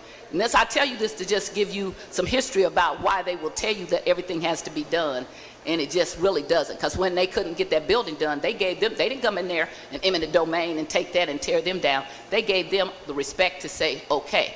What I'm asking you right now, not just for the Alderman from the 5th, is from me, my respect of when you bring me a document and then it's 74 pages long, you're not giving me the respect to be able to read it, understand what it says. You're giving me this as a way to say, see, what we're doing is right, but you didn't give me the respect to read it in the first place, okay? And you and I have often had conversations about the ability to read, and both of us, and you've taught me some things, and I'm saying this is the incorrect way to do it. I am not opposed to you. I will probably go to war for you, but if this was Sterling Miller down here, I would be telling him, this is wrong, okay? And Sterling is my husband of 30 years. This is the wrong way to do it, just by the fact that they brought this here at the last minute. It's like they're doing that. They do that all the time. They've done that for years and years and years, and it is incorrect, and they shouldn't even do that to you. And to me, they're being disrespectful to you. If they had, who provided this to us? That's what I want to know. Do you know? This was provided by the mayor's office, but so with it being provided at the last minute, I totally agree that things should have been provided earlier. Maybe that should have been something that was covered in the committee hearing where we actually read the letter. But I've had the document for a few weeks. I'm sure the Alderwoman for the 5th has had the document also. Not to say that a week or so is enough time to actually comb through anything, because I know we get a ton of things that we have to do during the day. So I know that time is most certainly a factor, and things are pushed on us all the time. A lot of times we get stacks of paper that it's going to be impossible for us to go to and then through in the next few days. So I do understand, 100% understand and respect your concerns from there. And I do think everyone, just out of respect, should have been given that email at least. And that was not done. Okay, and thank you very much. I appreciate that. And can you tell me, the Alderman from the 22nd talked about the title being clouded. Do you know, and again, I know that you knew, and do you know how it's clouded? And well, what I would think is, I don't think it's clouded at this point. What I think there is the ability right now from the Bank of Washington to use that property for leverage. After we have said that North Side Region, we found North Side Regeneration in default of the actual entire development. So from my understanding, if they have initiated a plan to rescind on the actual agreement that we made with the city for us to buy their land, and they want to give the money back. Okay. So, with that, understanding how things work, and you got a bunch of lawyers, we got a bunch of lawyers, regardless of us saying that it could be in litigation forever, right there in its current moment, it would still be in litigation forever with the city going back and forth with them from my standpoint. And the people, of course, that are right in that area would suffer the most. And even if the NGA didn't necessarily leave next week or the week after or a month after, this could go on for a long time. We don't know, once again, what's going to happen 5 months from now or 6 months from now. There are hundreds of millions of dollars involved. So with that, as a lawyer, you find loopholes here, you find things all the time, things that you may not have been privy to after going through documents and information. Right now, we are at odds with a particular development company, and I just think it's in the city's best interest to move forward with the plans that we have for the city, things that we know that'll be here regardless, and secure those things and deal with the issues that we created for ourselves on the back end, which is the way the city kind of handles things anyway. We always mess up, and then we come back behind it and then clean up. And that's not to say that practice is right. It's something that we should continue. But I'm just making note of that is something that happens, and that's something I think we should look into, making sure that we change in the way that we kind of do that is by making sure that everybody has the correct documents and we're not doing things hastily. But when we do have time-sensitive things that come up, where we do have people who have the ability to hold different projects up, and that's not that ability is most certainly a true threat. Not to say, once again, that it'll completely disappear, but the threat of that in itself for our city, we have a lot at stake. We have a lot of people that have been through a lot of things dealing with the NGA and us acquiring this and keeping it here. So that's an important part of, I think everything is. Alderman, I want to say, I do believe, I'm not questioning that you don't think this is the right thing to do. I just know that the strings that be will, and you may not know, they will manipulate you, is what I'm telling you. And I've told you that from when you first came down here. You know that. I don't try to tell you how to vote. I said, but just look around. I just know how things work after being down here for a long time. And so. And I want to say this, understand this, I am very low key. I know. I try to be respectful to everybody. You are. And I respect everybody. But if it comes down to a point where I do end up being duped by somebody, there will be some interesting things happening down the line for them. So, at the end of the day, we are all the people, and we have a lot of power. So when things do happen, we have some things that we can do legislatively to make sure we put the foot on people's backs to make sure that we're getting what we need. So in time, that's something we need to do regardless, to make sure we all are respected as a board, and every single one of us are looked at as an individual who in the city has a lot of influence, which hasn't, I think, in a while, we've been not taken the way that we should be. So with that, there are things that most certainly need to be addressed. And if things don't come out the way that they should be, they will be addressed. And I can guarantee you that. So what I'm saying, you said you had this email, and then there's a click, but they don't bring attention to it. This is what I'm telling you. You're talking, because as you get new, you say, well, okay, next time I'm going to do that. But what I'm telling you, I've been down here for 20-something years saying it ain't no next time, okay? This is the time, because you've been doing this each and every time. What they should have done, because you are not a lawyer, is say, here's this whole thing, either printed it out or make sure you brought that to the attention of everybody. What they should have done when I asked the question was give that to me. you know I most certainly would have read it. I think you believe that, right? Yes, ma'am. Everybody should have had the document. So, agreed. So then each person who has their piece of legislation says, well, just let me get mine, and then next time we'll do something, and we never get to a next time. And for me, the next time now is always now, okay? And it's nothing disrespectful to you, okay? Because as I said, I've been down in your community since before you were born, rehabbing and believing and dreaming and drinking the Kool-Aid with your daddy, okay? So that is not it, but it's just a process, and I talk about the law oftentimes. It's why they can't come in your house without a search warrant, okay? And why I'm so outraged about the young man in Dallas being shot dead in his own house, okay? So what I'm saying is process. And when they don't do a process, I'm not going to be part of that. If I was a judge and I would be having her under, if I was the prosecutor, she would be charged with murder because she was an uninvited intruder. But they're saying, oh, well, we got all these circumstances. The circumstances, she murdered a young black man, okay? And in cold blood, and her whole story doesn't make any sense. And that's what I'm saying about this. When you start putting this together, and then you may have had it, but then when we ask questions, you drop it on my desk now. I can't tell you how many times that has happened to me. So my vote is not against Brandon Bosley, because Bosley family and I have worked together for way more years before I knew the Hubbard family, okay? And we are friends, but your parents are friends.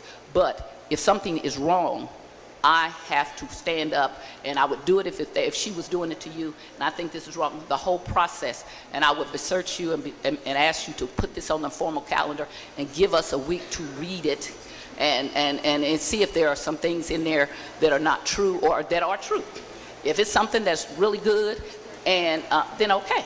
But if they're not telling me all the truth, it's something that I want to be able to ascertain for myself and not be like the alderman from the 22nd Ward who says, well, this is what they told me. And so you haven't read the entire document that's attached to this either. I most certainly have taken the time to skim that document. But you have not and I've learned how to speed read over time. I most certainly have been taking classes since I was like 9, so I can go through it and pull out all the perfect. And so not the same thing as being a lawyer, I guarantee. I guarantee that too. 100. Listen, I don't take anything away from your intellect at all. Okay, because I couldn't do plumbing. If a plumber was doing something, I couldn't do that. So I might try to do the plumbing, yes, ma'am, but it ain't the same. Not arguing that 74-page document at all. I don't have a foot to stand on when it comes down to arguing with it, because when I say I skimmed it, I read through it, I most certainly can speak some things out of it, but after reading through it and understanding it once again, it did not conflict with the email that it was provided that link in. So. Oh, it doesn't conflict with it, because if I'm the lawyer, I'm going to, when I write a memo. Hold on for a second, Alderman. I know there are guests on the floor and stuff. Please, nobody should be on this back wall if you're not an alder person or if you are a member of the staff. Other than that, any guest of the board or whatever, they will have to go out this door and come around. Nobody is to go between these black ropes, especially along that back wall. I'm asking the marshals to make sure that that does not happen again. It's happened several times today, and I've repeatedly brought it up. Please do not allow it to happen again. Please proceed, Alderman.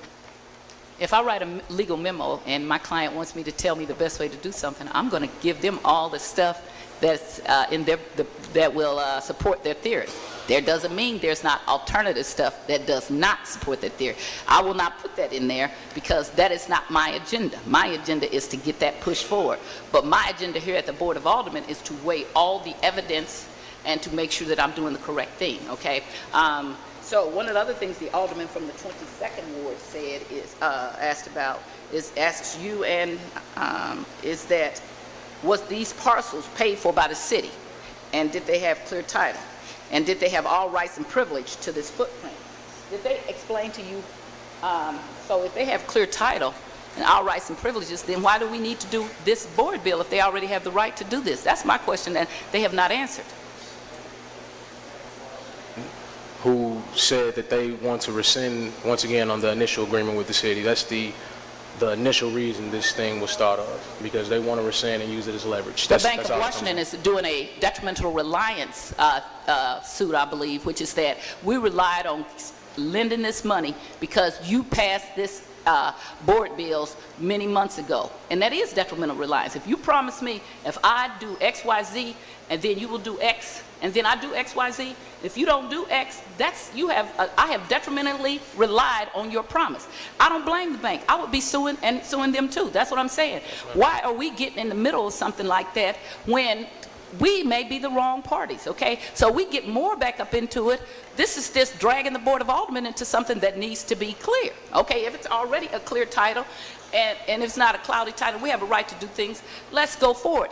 And again, what I read in here is a supposition that it could be. There was nothing still that NGA said we couldn't still go forward. They said it could be a possibility.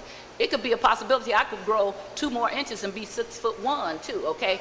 So the possibility and probability don't necessarily mix. So that's all I'm saying. Okay? Which I totally agree with. I think the goal of us as a board is just to wipe out that possibility period and once again deal with the legalities of it on the back end. But we're already dealing with the legality. Understood. Okay? It's already a lawsuit. Okay? Yes, ma'am. Right, Understood. so And which will continue on. Us going up in the middle of it, that's just us saying, see, we got the Board of Aldermen to weigh in on this. Really? Why am I weighing in on it now? You weren't listening to us. You didn't respect me enough to give me all the information, and now you want my vote to say, yes, this is something good. So I call that a rubber stamp kind of thing. Let me do everything, and then I want you to come in and just say, yeah, this is what I'm doing is right. No, okay? Your kids go in the refrigerator, drink up all the milk and eat all the cookies, and then say, didn't I do a good thing? No, you did not do a good thing. So, all right, Alderman, I appreciate it. You did answer my questions. Again, have not made their case. Giving me something at the last moment that's 70-something pages does not make your case. Having the very person, you talk about making excuses, having the very person that trying to clean this up, who negotiated and messed this up in the first place, does not bode well for me. I don't like people who make the mistakes to investigate themselves because they always find themselves not guilty. We have said that over and over with the police, with anybody who investigates themselves. If we investigate ourselves, people will not have full faith in this. So, and as a board, I think we need to be, if that's what the feeling is, and if that's what some more of us feel, then we need to be looking into doing those investigations, and we can pull any record in the entire city. Oh, no, you can't, because what happens is, so you think that because you're new. Right. Now, we're supposed to be able to. True. But we have to do subpoenas because oftentimes when you ask for stuff, they go silent on you. We still get them, though. It takes years and years and years. And I never used to have that until I came back to the prior administration started that mess, because before that, we had aldermen that, even if they hated your guts, if somebody did something to an alderman like what you're doing, they would stop your stuff dead in the waters, okay? So this has only happened under the prior administration that it was like this. Before that, if you asked for information, I always could get it. But now it has been, and continued under this administration, of trying not to share documents with you, which we are at blame for this because we go along with this. So I just want to tell you that. Thank you again, sir. I appreciate it. I again will not be supporting this because it is not anything that I can read. I want to read this document, and I won't be supporting it if you're going to suspend the rules and try to move it forward. And I want to read these 74 pages, and I want to understand what's going on. And if it's wrong, I'll vote for it. And if it's something that we shouldn't be in, I will not support it still. All right. Any further discussion? Any further discussion? Alderman from the 22nd. Yes, Mr. President, members of the board, I just want to be clear. I don't like it when people put words in my mouth. The question I asked to my colleagues was, did the city of St. Louis pay? Is that their understanding that the city of St. Louis paid for all the parcels? Their answer was yes. Then I asked, was it their understanding that the city of St. Louis is entitled to all rights and privileges? Never did I say there was a clear title, okay? So I just want to, make that point. Also, when you're selling real estate, there's a term that's called time is of the essence, because people might change their mind. So time is of the essence with this NGA deal. At the end of the day, the city of St. Louis owns all the parcels. It has every right to eminent domain, its own property. All this other stuff about the lawsuit, that's just some ancillary stuff that's going on. And if you read in the paper Saturday, I believe the mayor's office filed in court with the judge to ask for mediation with that other stuff that's going on. And it's a fact that the Bank of Washington is interested in trying to claw back some rights if they can. Doesn't mean they're going to win the lawsuit, but why not protect yourself if you can? Why not say, hey, look, I'm going to give myself some insurance in case I lose a lawsuit? That only makes sense. And I just think that's the most responsible thing to do. And I certainly would not encourage my colleague to put it on an informal calendar. And Mr. President, I'd like to call for the question. It's been moved by the Alderman from the 22nd that we call the question, which would eliminate any further discussion on Board Bill 103. An affirmative vote on the calling of the question will take us directly to the perfection motion for Board Bill 103. It's been moved by the Alderman from the 22nd. I entertain a second on that motion. Seconded by the Alderwoman from the 20th.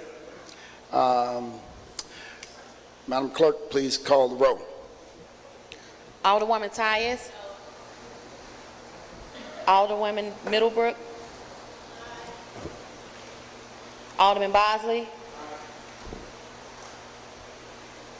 Alderman Moore. Alderwoman Hubbard. Alderwoman Ingracia. Alderman Coulter. Alderwoman Rice. Alderman Gunther. Alderman Vollmer.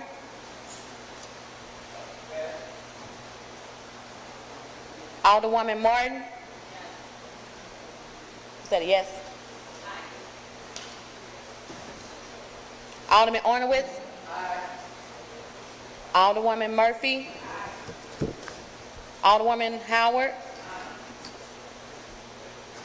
Alderwoman Green. Alderman Oldenburg. Alderman Rhodey. Alderman Kennedy. Alderwoman Davis. Alderwoman Spencer.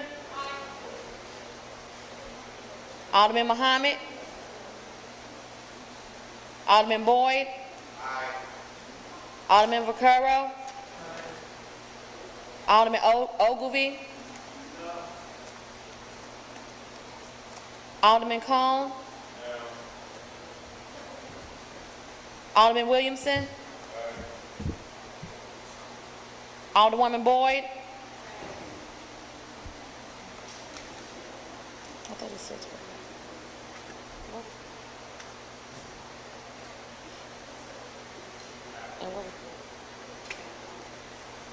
I'm sorry, Alderwoman Boyd. Alderwoman Navarro. I didn't hear it. Okay. I'm sorry, Alderwoman Navarro. Okay. President Reed?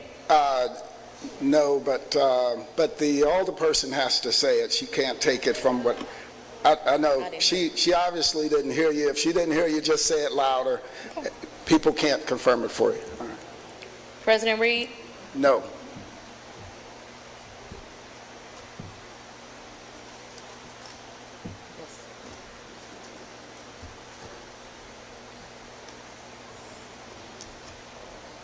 Alderman Coulter. Alderman Vollmer.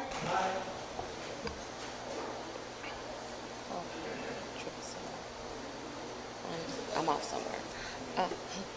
Alderwoman Green.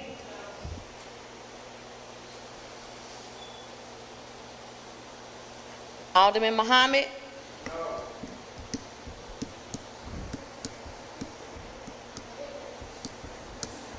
Alderwoman Boyd.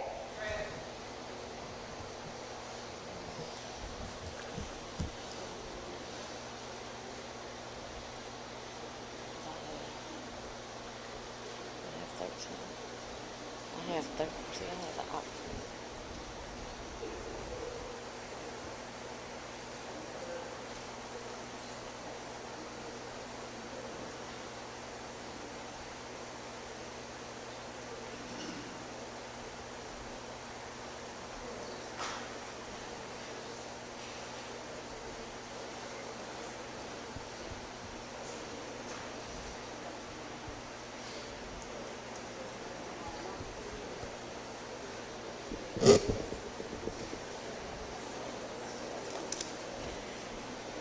We have 14 aye votes, 13 no votes, and 1 present.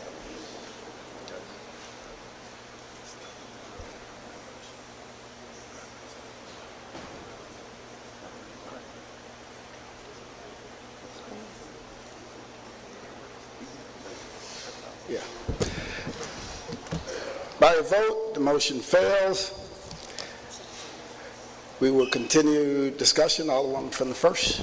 Mr. President, I hate it when people who don't go to law school give you legal terms that are not true. It just gets on my last nerve because I had to pay a lot of money to get that little piece of paper. And all of us who got that little piece of paper know you had to pay a lot of money. The alderman from the 22nd keeps saying, it's perfectly legal and okay if you eminent domain your own property. It is not. Eminent domain, the right of a government or its agent to take private property for public use with payment of compensation. You cannot give yourself an easement across your own land either, because guess what? It's your own land. Okay, so if you try to give yourself an easement or right of way, you already have it. So I wish he would stop saying these things, but I do know that that's what people tell him. So he repeats it as though it's the truth, instead of saying, this is what somebody told me to say, okay? So you do not need to eminent domain your own property. It's not yours if you have to do it. It's private property, okay? There are certain ways that we can clear title, a lot of ways. We can go through LRA. There's a process when we have sheriff sales. Either, it doesn't even have to go to LRA. And I actually have done these for many years. So if you have a sheriff sale and then the property goes there, we can clear title that way when we sell it for taxes. But eminent domain, your own property, is not one of them. And especially, it is government land. It's government land, not private property. So I wish you would not say that again. Again, that was all I was going to say in furtherance of, I would love for the alderman from the 3rd Ward to put this on the informal and give us a week to read this document and see what it says, and even send it back to committee and to answer these questions of why they didn't give us this until today. That always should be our response from now on. When they bring things at the last minute, for all of us who have complained about it, they bring it at the last day, we should repudiate it by saying no and don't do this again. They will stop doing this once we take the position that that's not okay. Any further discussion? Any further discussion? Alderman from the 4th. Thank you, Mr. President and members of the board. As you all remember, I'm the brick alderman, and we had these bricks all over my desk, and we talked about bricks for a long period of time. I warned you about Paul McKee and the NGA. The NGA was stole. Yes, the property belonged to the city, but they stole it from the people and moved one house. It is absolutely amazing how the NGA now have a church in my ward that can't even build because they haven't finished completing the deal with him. But we allowed on Jefferson and Cass, we allowed our bricks to be stolen and hauled away. And everybody was on Paul McKee's side. He was a great friend of ours. And then when they found out he was making a lot of money, then now we're his enemy. But I support this bill because of Paul McKee and the way we did him and let him have all the money that he wanted. Now he's trying to rob us again and everybody's upset.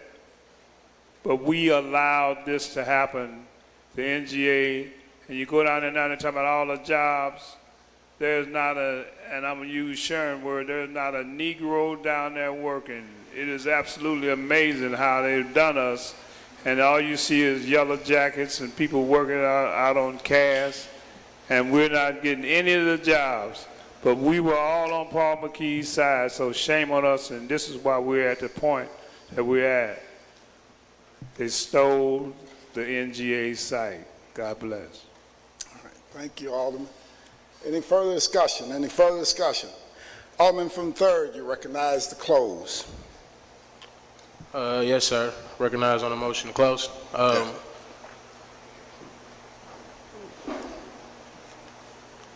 Once again, as a board, hard decisions have to be made. all the time. And a lot of times when we got so many moving pieces, with all of us coming in and out of office and we're not connecting collectively together, this is the kind of storm that we run into, where everybody's trying to hurry up and pick up the pieces when something hits the fan that everybody is feeling some type of way about. So number one, I think we need to have a heck of a lot more conversation so we don't continue to get to points like these. And when we do have debates, there'll be debates based on everybody having the time to be able to get the knowledge necessary to be able to say what it is they need to say with peace of mind, with the knowledge, with the information that was given in a timely fashion. Unfortunately, that's something that I think this point in time could have been improved on, but it was not. But we do have the documents right in front of us. I think this is something that we need to push towards doing. I think the NGA in itself is a really big project and a really big entity, and if we don't look at what will happen 4 or 5 months from now and we're only thinking about what's going on right this second, then we'll continue to lose out because we don't have a plan on what we're going to do even after we finish moving this board bill. We collectively as a board are not planning for the things that are going on in the city. They're just happening and where we're acting. So regardless, it's all on us. So with that, I renew my motion. All right, it's been moved by the Alderman from the 3rd, seconded by the Alderman from the 22nd, that we perfect Board Bill 103. Madam Clerk, please call the roll. Alderwoman Tyus.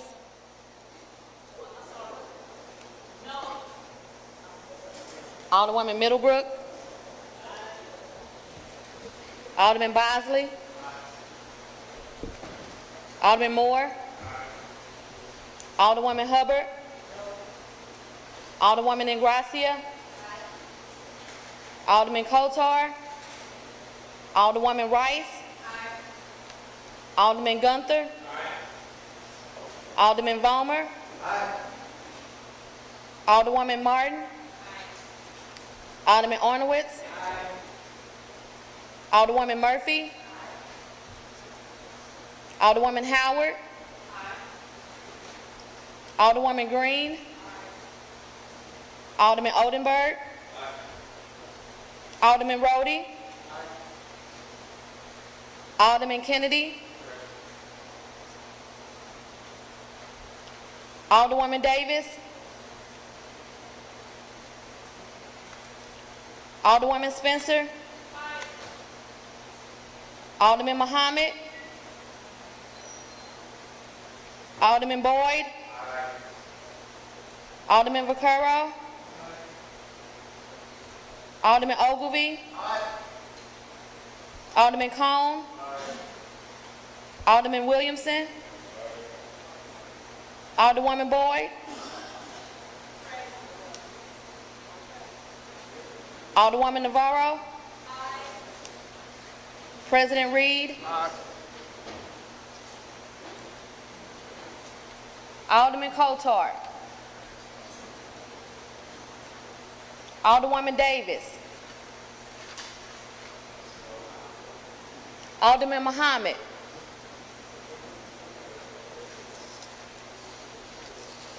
(22) aye votes, 2 no votes, and 2 present. By a vote, you sustain the motion, Alderman from the 3rd, and perfected Board Bill 103.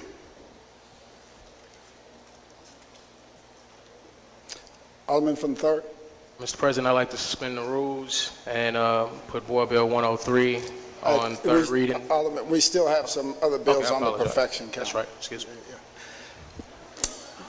Madam Clerk. We got 2. Board Bill 91, sponsored by Alderwoman Navarro and Alderman Williamson, an ordinance approved and recommended by the Preservation Board and Planning Commission pertaining to Skinkard, DeBoliver, Catlin, Track, Parkview Historic District, amending Ordinance 56788, repealing and replacing certain standards for the Skinkard, DeBoliver, Catlin, Track, Parkview Historic District. Alderman from the 28th, recognized on the perfection of Board Bill number 91. Thank you, Mr. President. I move to perfect Board Bill 91. Moved by the Alderman from the 28th, seconded by the Alderman from the 12th. Any discussion? Thank you, Mr. President. This bill updates the historic district standards for the Skinker to Bolivar, Catlin Tract, Parkview neighborhoods. This was a collaborative effort by the neighbors to look at how they could preserve the historic character of their neighborhood while also giving residents options to utilize things such as newer building materials. I do have a floor substitute that is on everyone's desk, and I move that we adopt the floor substitute. It's been moved by the Alderman from the 28th, seconded by the Alderman from the 26th, that we had introduced the floor substitute, and it is on everyone's desk. Yes, Mr. President. It's been moved and seconded. All in favor signify by saying aye. Aye. Opposed, motion carries. Alderman from the 28th, you are now recognized on the floor substitute. Thank you, Mr. President. So this floor substitute does not change the substance of the standards. What it does is essentially reformat the exhibit and the language of the bill so that it is consistent with the existing ordinance, which was originally drafted several decades ago. So there are no substantive changes in this floor substitute. It is just formatting changes. Okay. And so I renew my motion. Now you have to move to perfect the floor substitute. Thank you, Mr. President. I move to perfect Board Bill 91 floor substitute. It's been moved by the Alderman from the 28th, seconded by the Alderman from the 26th, that we perfect the floor substitute for Board Bill 91. Any further discussion? Any further discussion? It's been moved and seconded. All in favor signify by saying aye. Aye. Opposed, motion carries. That is the extent of Board Bill for perfections. Alderman from the 3rd, you're recognized. Yes, sir. I would like to suspend the rules and move Board Bill 103 to third reading and final passage. It's been moved by the Alderman from the 3rd and seconded by the Alderman from the 14th that we suspend the rules for the purposes of moving Board Bill 103 to the third reading calendar. Yes, sir. It's been moved and seconded. Any discussion? Madam Clerk, please call the roll. Alderwoman Tyus. Alderwoman Middlebrook. Alderman Bosley. Aye. Alderman Moore. Alderwoman Hubbard. Alderwoman Ingracia. Alderman Kotar. Alderwoman Rice. Alderman Gunther. Alderman Vollmer. Alderwoman Martin. Alderman Arnowitz. Alderwoman Murphy. Alderwoman Howard. Alderwoman Green. Alderman Oldenburg. Alderman Rhodey. Alderman Kennedy. Alderwoman Davis. Alderwoman Spencer. Alderman Muhammad. Alderman Boyd. Alderman Vaccaro. Alderman Ogilvie. Alderman Cone. Alderman Williamson. Alderwoman Boyd. Alderwoman Navarro. President Reed. No. Alderman Kotar. Alderwoman Davis. Alderman Muhammad. 23 aye votes, 3 no votes. By a vote, you stay in the motion, Alderman from the 3rd, and suspend the rules and move Board Bill 103 to the third reading calendar. Third reading consent or third reading? Third reading and final passage. Regular third reading calendar. Madam Clerk, please make note of that. So noted.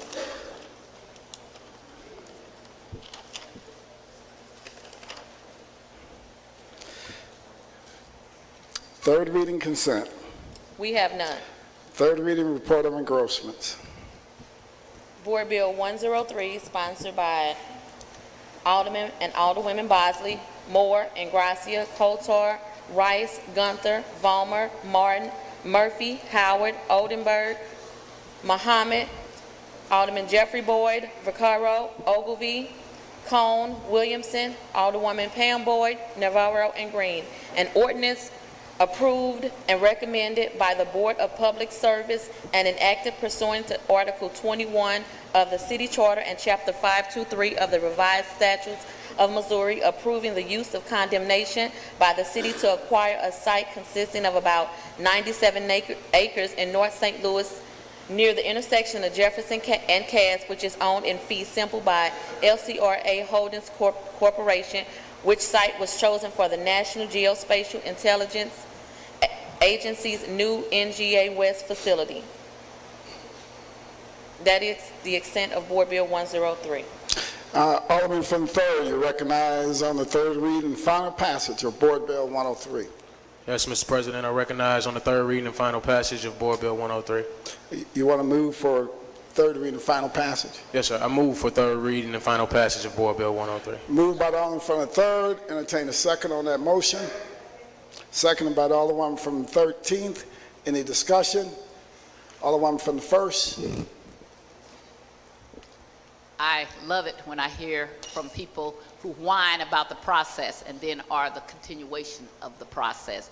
Do not come and whine to me anymore. I don't want to hear it. Whatever they do to you, good. I'm going to help them do it to you. Because the process either works for everyone and it doesn't work for anyone. It is why we like the NAACP to march, but we also have to tolerate when the KKK marches. It's a fairness issue. I am very sensitive to the fairness issue. And and I've heard it and I've stood up for people who people have been unfair to down at this board. And I'm also very sensitive to a process. This is not a good process. And I've heard many of the people who are voting yes say about they want a better process. You don't. You want it to be the same thing except for when you want it to be a different way. And y'all be ashamed of yourself. You all know who I'm talking about because I will name names. The alderman from the 22nd wants to think that I insinuate things. Anything I wanted to call him, I would say it to his face out loud. So I want to make it sure that he understands I don't insinuate and I didn't say anything that I didn't want to say. And if he's sick of talking about black men against black women, I'm tired of black men being against black women. That's what I'm telling you. And I'm tired of the racism and sexism that I've experienced personally. Sitting here, the only senior alder person that doesn't have a seniority because of racism and sexism. Started by a black man from the 22nd Ward as one of them. Not him, but the same thing. So if you're sick of it, I always tell people, if you're sick of hearing about racism and sexism, I'm sick of being the object of it. So too bad for you. Boo-hoo-hoo. This is a wrong way to do a bill. We've spent many millions of dollars on things that we've had to redo. We spent millions of dollars on the Rams that we didn't keep. We do all kind of things, and then we have to come back and do it over. We're redoing this over again. When we said slow down and wait a minute, don't do it, nobody listened. And we just keep coming and redoing it and we're using people's money. We're using the people's money. These are people in my neighborhood who can't get their grass cut. They own their houses and keep their grass cut. They can't get buildings tore down the way they're supposed to. They can't get buildings boarded up. In between the 22nd and the 1st Ward, we had a young lady who was abducted and dragged into a building in the 22nd Ward, and luckily she lived. So these are all the other things. We don't have enough police. We wait for police. I saw something on the news the other day about somebody having to wait an hour down in the Bevo Mill area, I believe, for the police to respond. We are waiting for police. We're waiting for all kind of things. But we have the luxury of redoing things over and over and over again, and the luxury of keep making the same mistakes and never, ever, ever taking a moment to read and say, wait a minute, let's see what's going on. We have the luxury of letting somebody tell us what something says instead of reading it. We don't have people who can read it for us, or if we do, we don't access that and use it. The the city council's office is supposed to also report to us. In fact, if you read the charter, before it says the mayor, it says it represents the Board of Aldermen. We ought to have city councilors up here, if you can't read it, reading it for us and giving us the view of what it says, not from what the mayor's office is saying it says. I just had the mayor's deputy, Deputy of Development, Linda Martinez, tell me, oh, Sharon, don't you remember that we vacated a street because somebody who's sitting on the sideline told her, no, we did not. That was something different. I remember that back and forth. We did not vacate a street. That person told me it was a ghost street. I don't know what a ghost street is, but if I had known it and we were doing eminent domain on a ghost street, all we have to do is vacate a street. We don't have to eminent domain a street, so that still doesn't make any sense. And the thing of it is, the bank has lawyers.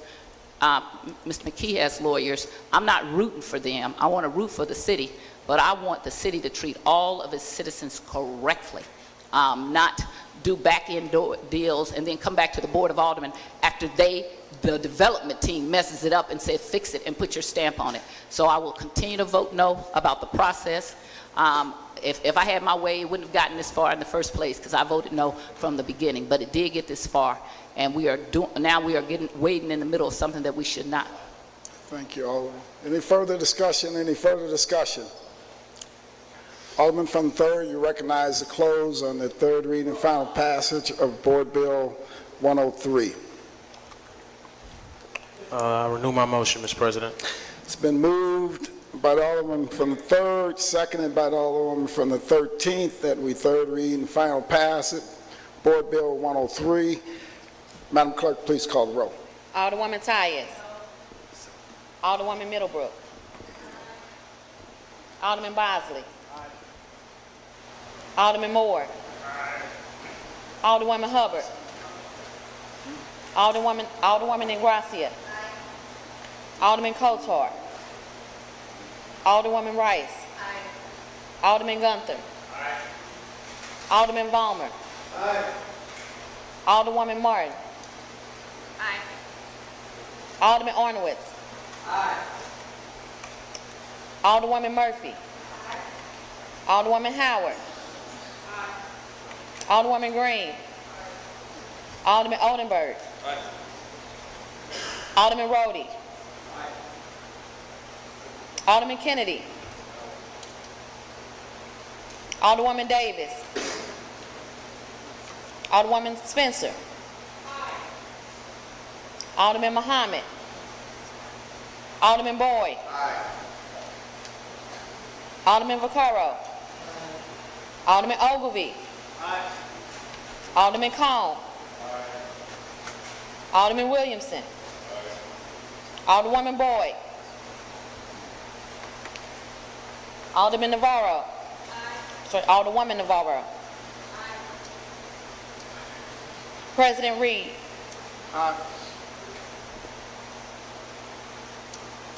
Alderman Kotar. Alderwoman Davis. Alderman Muhammad. Alderwoman Boyd. 22 aye votes and 3 no votes. By your vote, you stay in the motion, Alderman from the 3rd, and third read and finally pass Board Bill 103. That is the extent of third reading report of engrossment. Report on enrollment. Board Bill 103. All other business being suspended, the President shall in open session affix his signature hereto to the end that these may become law.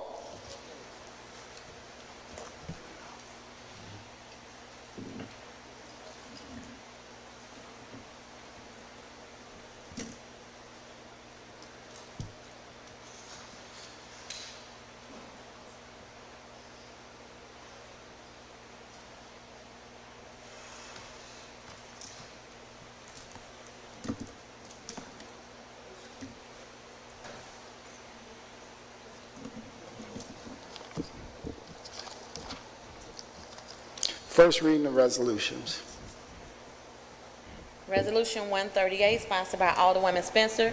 The Board of Aldermen hold a hearing requesting all utilities with underground infrastructure within city limits come before the Streets, Traffic, and Refuse to discuss current and future construction plans, and that the city's Streets Department explore policies to improve the system by which the city approves street closures, permits, and presents its findings and recommendations to the Board of Aldermen.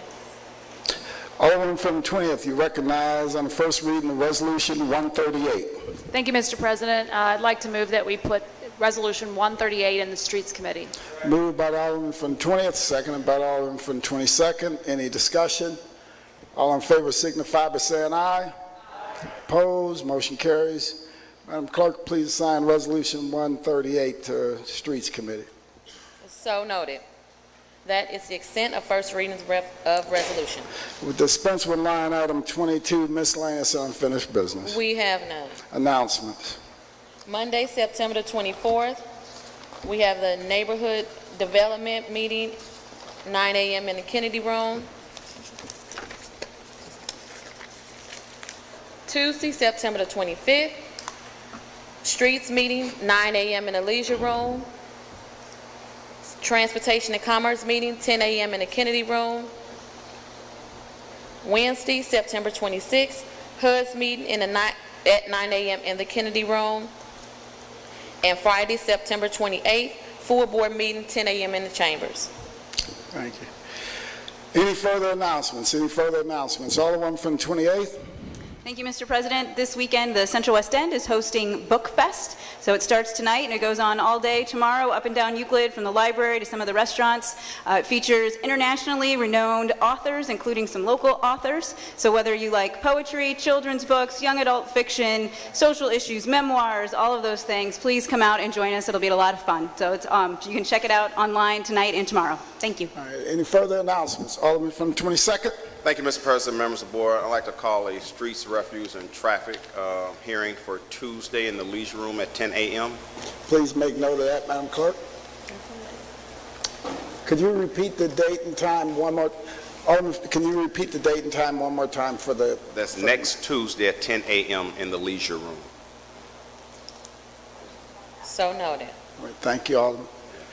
Alderman from the 1st. Mr. President, members of the board, I'd like to call a public employees meeting for Thursday, October 27th at 10 a.m. in the Leisure Room. Perfect. Thank you.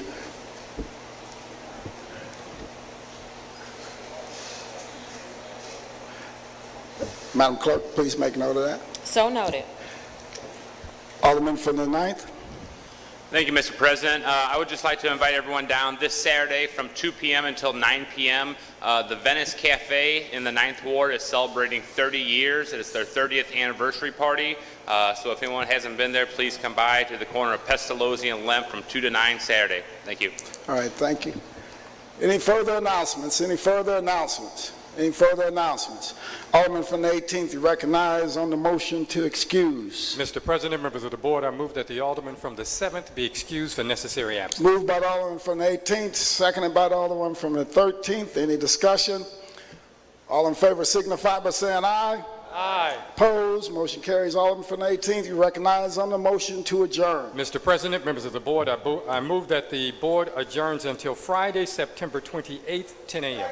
Moved by the Alderman from the 18th, seconded by the Alderman from the 10th. All in favor signify by saying aye. Aye. Opposed? Stand adjourned.